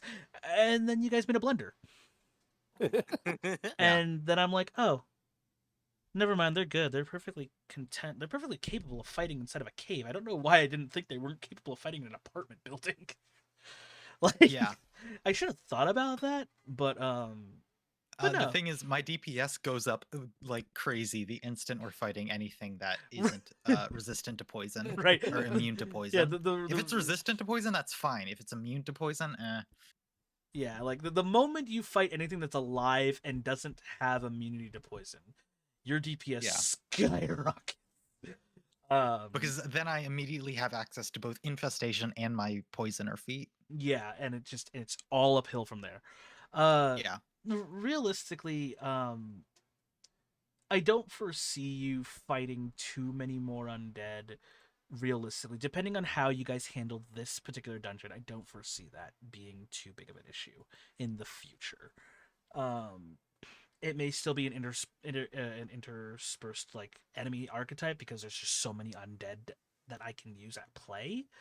And given this, undead also feel particularly useful to the setting. Yeah, given both me and yeah, professions, but also just desert. Yeah, like there's corpses all over the place. You have dehydrated corpses. You have drowned corpses if they're in the oasis. You have, there are corpses that have died from poison. There are mummies that I can possibly throw at you. There's skeletons. There's a common enemy all over the place. Things of that nature. You have literally organized necromantic circles that are legal. Like, necromancy is a common practice in the desert. It's not a huge deal. It's more or less of what are you using it for? Like that's how they handle it. It's very much a hey, so you're not like starting a You're not cult like or anything, killing homeless right? people for their bodies, right? Like, Yeah, like yeah, it's basically like, so like a bit of lore here. It, the the the necromantic circles within Abu Kanasta sort of have like this weird contract with the merchant princes, where necromancy within the cities is allowed within limitations. Something like dead end labor is a very common practice, because sometimes the desert heat gets so unbearable that most people would rather just stay inside than go out and do other things. So, in that case, send a skeleton, send a zombie, they'll take care of it. Mhm. Um, that sort of deal. Also, like things like mining operations that happen uh, around the desert. That's definitely easier to lose a corpse than lose a living person, sort of thing. So, things like contracted labor is very much a very common practice, but but then you have other things, like little pet projects that each individual necromancer and their own little circle do. That's sort of like that's like their like big project, or like their personal project, that sort of thing. So they have limitations. What you guys are facing is clearly illegal activity. That's yes. that's why that's why the jackals are, the moment they see a cultist, they're just executing them, because they Yep. are now they are now classified as criminals who have to be kill on sight, because they can't take that risk of them summoning an undead to break them free from prison. Yeah. So that's why they are kill on sight. Is there any while I'm here, is there any like lore related questions you guys have had that you want to like that you guys want answered that I might be able to answer, or you guys feel like you guys are kind of getting the gist of how the world works? Yeah. I feel like a lot of also I like to just make up facts about the world Fair as enough. we go also. Fair enough. It's a lot of fun. Like either it's a true thing or Violet is just making something up. That's fair enough. But yeah, no. Also, quick build question. Can I drop cause fear for just fear? Because I realized cause fear at this point is just fear but worse. Yeah, And it's the same like resource I'm spending for Warlock. So it doesn't yeah. really matter. Cause fear is the spell, right? Yeah, cause fear and fear are both spells. Fear, the third level spell, is a cone, whereas cause fear is just 3 different The different targets you can targets. see in range. Yeah. Yeah, if you would like to, I have no qualms with you swapping your spells. If you feel like you're overlapping in any one regard, I don't mind you swapping spells. Yeah. How about the I don't rest? have a whole lot of damage spells, No, I've which is noticed that. fine. I've noticed that.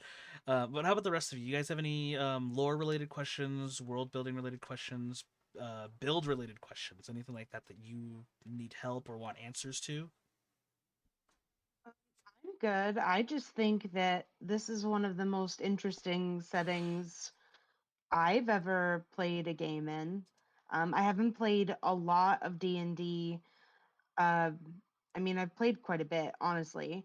It's just that most of the time, like, we played Pathfinder and Ravenloft and stuff, and I was a druid stuck in Ravenloft with nothing to do, and it was like a super bummer because we were in a heavily urban setting, and there was no nature for me to like commune with as my character, which was a bummer. But in this, I feel like even as a dwarf running around in the desert, I feel useful, and that's really nice. That's good. Yeah, because Abu Kanasa is the country of merchants, right? I felt like there was no wrong character background to play. Like the most common thing that you're here to make a profit. You know what I mean?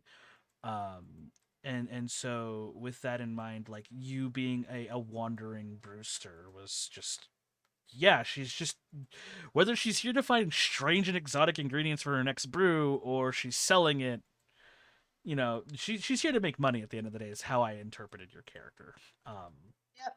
So And she kind of uses like when she's up on stage singing songs about like adventures she's been on with the party and stuff, she's using that as a way to like market her brew right. to get people to buy it. So no matter what she does, she's always trying to make money. Right. So like this is just really good character building, where the world definitely serves the player, not the other way around, sort of deal. And I love that. Yeah, I genuinely enjoy it. Like it's tough when I really wish we had more instances where everybody can be in here because it's tough having people left out of the campaign.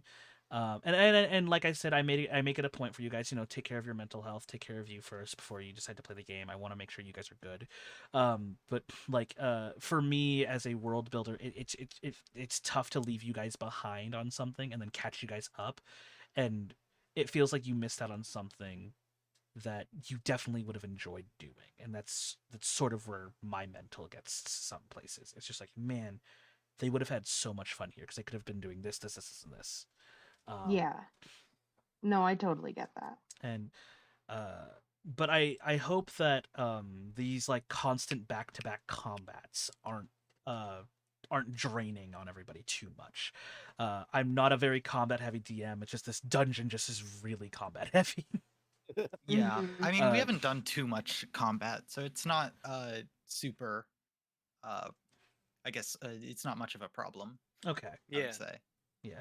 Like I said, I wanted to make everybody shine because like you know, like it felt very much and you guys can correct me if I'm wrong, but it felt very much in the earlier episodes where you know, with a lot of the role play elements, you know, it felt very much that certain characters were shining more than others, and I felt bad, so I'm like, I want to make other people shine, but they're not at that point where I can show that off yet. And uh I guess this feels like a hard counter correction for like the more combat oriented classes to shine here, Mm. and to really just display just how interesting your guys' builds are. Like we said, we have a poisoner necromancer warlock. We've got a mortician cleric. We've got we've got a cop who's also we've got a cop who's a fighter who can fly. Like come on. You're telling me that there's no way I can make these individuals shine. We have a foreign princess who ran away from her home realm, uh, and you know, and then we have a wandering Brewster. Like there's a story here. I There's think Violet's keeping with this group is so weird. like, Uh, it's you it's know, interesting, yeah. Like, but like I the feel cleric who worships the god who's directly against my existence, a cop who, you know, Violet's not the most law-abiding citizen, um, you, a child who could very easily get us caught. and then an alcoholic.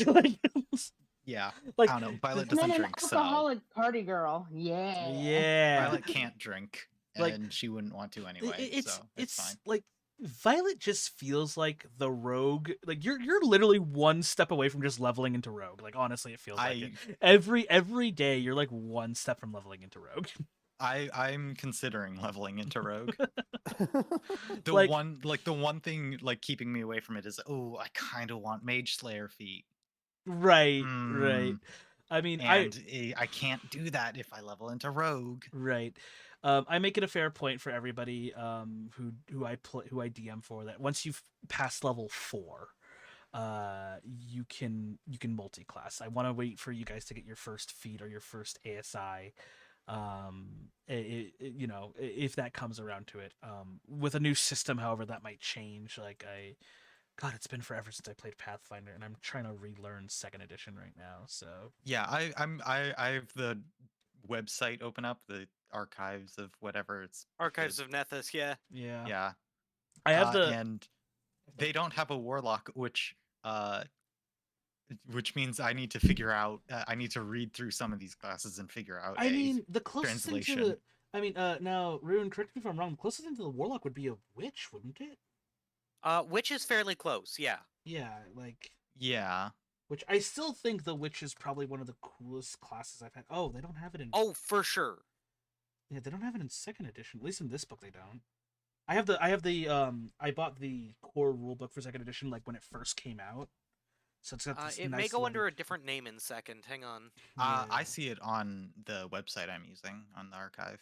Here, there's a witch page, Maybe it's a wizard and it's under witch, or maybe it's a. or maybe it's in a supplement. It's not in the base book That wouldn't surprise me. because it's one of the uncommon classes. But no, I was going forward. I was thinking after a certain point, depending on how things pan out, I was thinking of doing second edition Pathfinder as a transition.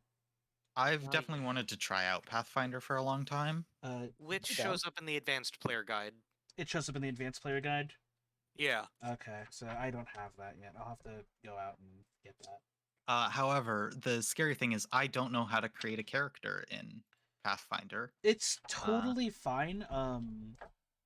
Because I'm still learning second edition. I'm relearning second edition. But what I found most interesting about second edition is the character creation process. There's a lot of versatility in second edition that I genuinely like over first edition. I remember more first edition mechanics than second edition. Oh, same. No, like I recently built Guts from Berserk in first edition, and I don't think I can do that in second as easily. Not as easily, no. But you know, what I like the most about second edition is actually the action economy here. They just kind of made it very simple, but in its simplicity, I found a flaw which I'm not sure I'm completely sold on. I'm not against it, but because I've also really wanted to play second edition for a very long time. But like I had nobody to play with, so I was like, I guess I just have the book to have. Like, you know what I mean? Like, I guess I'm here just reading this really thick ass book. God, how many pages? Also, do is they this? have an undead class? They have a skeleton race. They have a lot of player They have races. a lot of player races. Yeah, there's a lot here. I'm looking at this other website that is a character builder website, Yeah. character sheet Yeah, website. first edition we had oh god, we had so many races and so many classes and prestige and subclasses. So it looks like skeleton's my option here for an undead, yeah. And that's if we wanted to do first edition. which is good enough as a translation. Yeah. Yeah, so we'll see how it goes. Honestly, I'm kind of also just thinking based on how deep we're in. I'm thinking of just keeping it with 5th edition until the completion of the campaign, and then new campaign we play Pathfinder. Either's fine by me. Yeah. I'm also fine with that. We could just stop using D&D Beyond if we don't want to support them anymore. Right, like that's sort of like where I'm kind of at right now. I'm like, well, there's just all these things that I could do. There's all these there's all these options available to us, and so it's mostly just a matter of how I'm feeling about everything like that. 5e Tools is the best website that exists. Yeah, I mean, on a So personal nice. note, I honestly from like the way from the way OGL is read, I'm not a legal consultant, so don't take anything I say with a grain. So take everything I say with a grain of salt.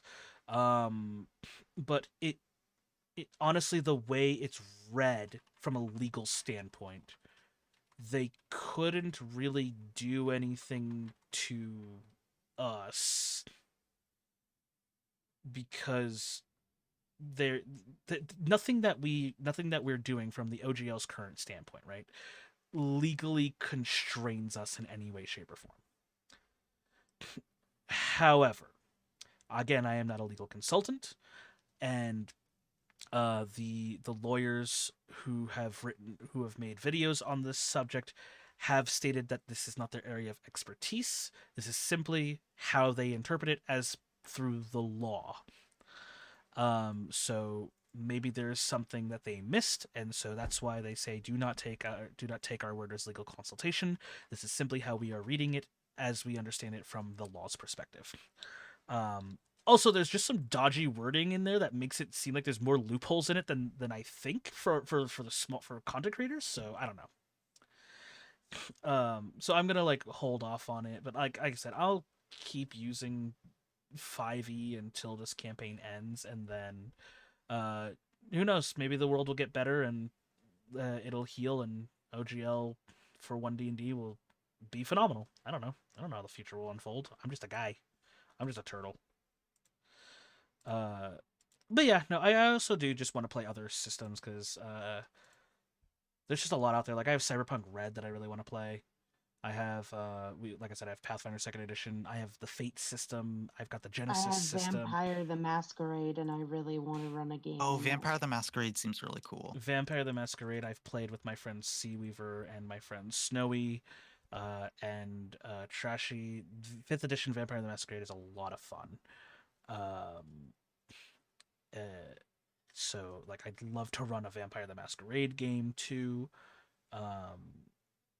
There's just so many systems. I also want to play. There's also a system I want to play called Blades in the Dark, and Blades in the Dark is a heist-based game where you go through the heist, and how it functions is that the players tell you how the heist went down as you're doing the breakdown, and the players can interject during the breakdown of the heist, saying, they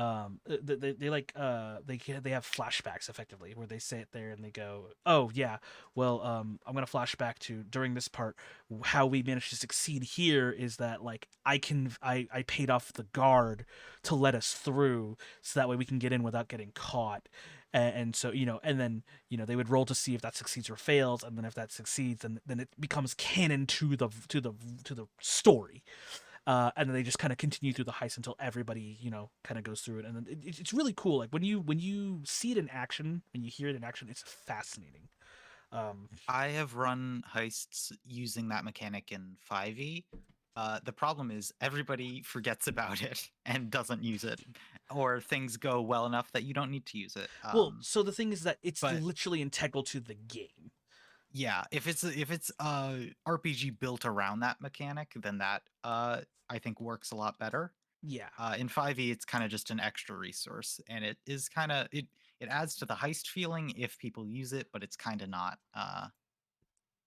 It's not the best in 5e at least. Yeah, it's not great for 5e, but I mean, I think it'd be a lot of fun. I also want to do a Star Wars campaign. I've written 3 of them. So like I've written like 3 campaigns with Star Wars as its backdrop, so I'm like I really want to do a Star Wars campaign.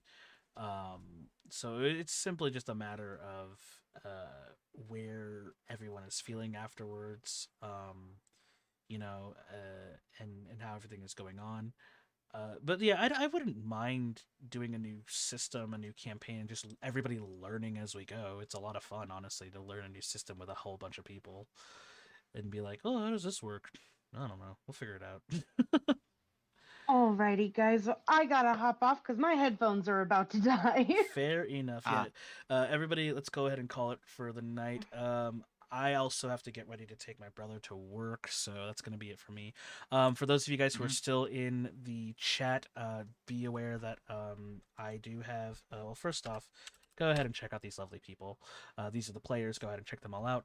But also, I do have a Discord. It should be down below. But go ahead, and if you guys want to join the Discord, after I come back from dropping off my brother, we're going to do a watch party. We're going to be watching the Netflix series Dance Monsters, which is an 8-episode dance competition where it's the most surreal thing as a VTuber, where people are dressed up in mocap suits and dance as monsters for the judges to earn $250,000.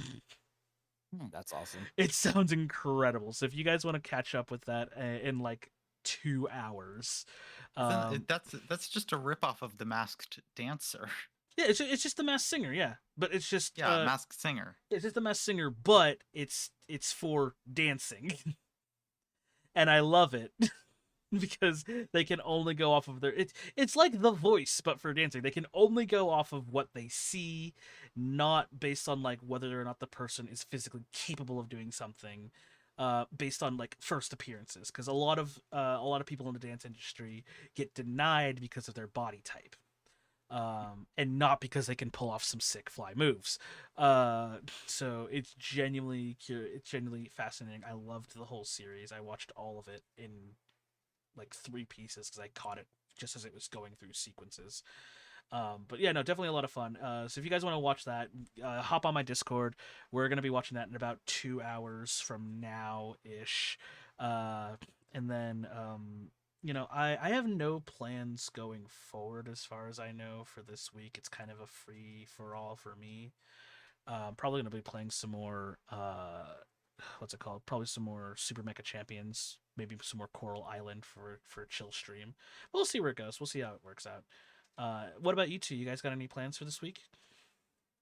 Um. Uh. Me and Pastry are starting up the final campaign of Resident Evil 6, Ooh.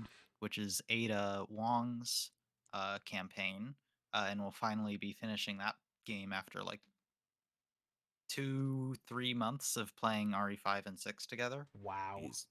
That's a lot. What about you, Frog? Got big plans for this week? I'm working, so it kind of just depends. Alrighty. No problem at all. And then maybe I'll play what's it called? Inscription on stream eventually. Eventually I'll get back to it. Yeah. Whenever I feel like streaming over the weekend again. I need to get Inscription because I think I'd have a lot of fun with that game. I just don't It's have it. very good. Yeah. I've seen so many people play it. Like I was like, yeah, I could probably play that. I'm also a sucker for card-based games. I don't know why. I'm a terrible person. Have you played Slay the Spire, the best card-based game that exists? I've beaten it with all but 2 characters. Beaten it, like gotten to Ascension 20, or Like I've completed what was it? I've completed the paths of 3 of the 5. No, 3 of the 4. There are 4 or 5 4. characters There are now. 4 in the Right. base game. I haven't beaten it with the defect and the monk girl yet. Those are the only. So I've completed an entire like I managed to get and beat the final boss of the tower. I see. With thief and fighter, and I can't believe I did it with the thief. I was using such a silly fucking deck. Yeah, that's how it feels. It was super lucky what I was rolling. And I got out by the skin of my teeth. I had 2 hit points left, and I was like, "There's no way I'm winning." Yeah. I'll probably stream Slay the Spire eventually also, because it's a game I've definitely gotten into and have liked a lot. Yeah, so the Spire's a lot of fun. But that's gonna be it from us, guys. Remember, be good to each other. Get something to eat. Get something to drink. Get a lot of good rest. And remember, we love you. Till next time. Bye. Bye. Bye.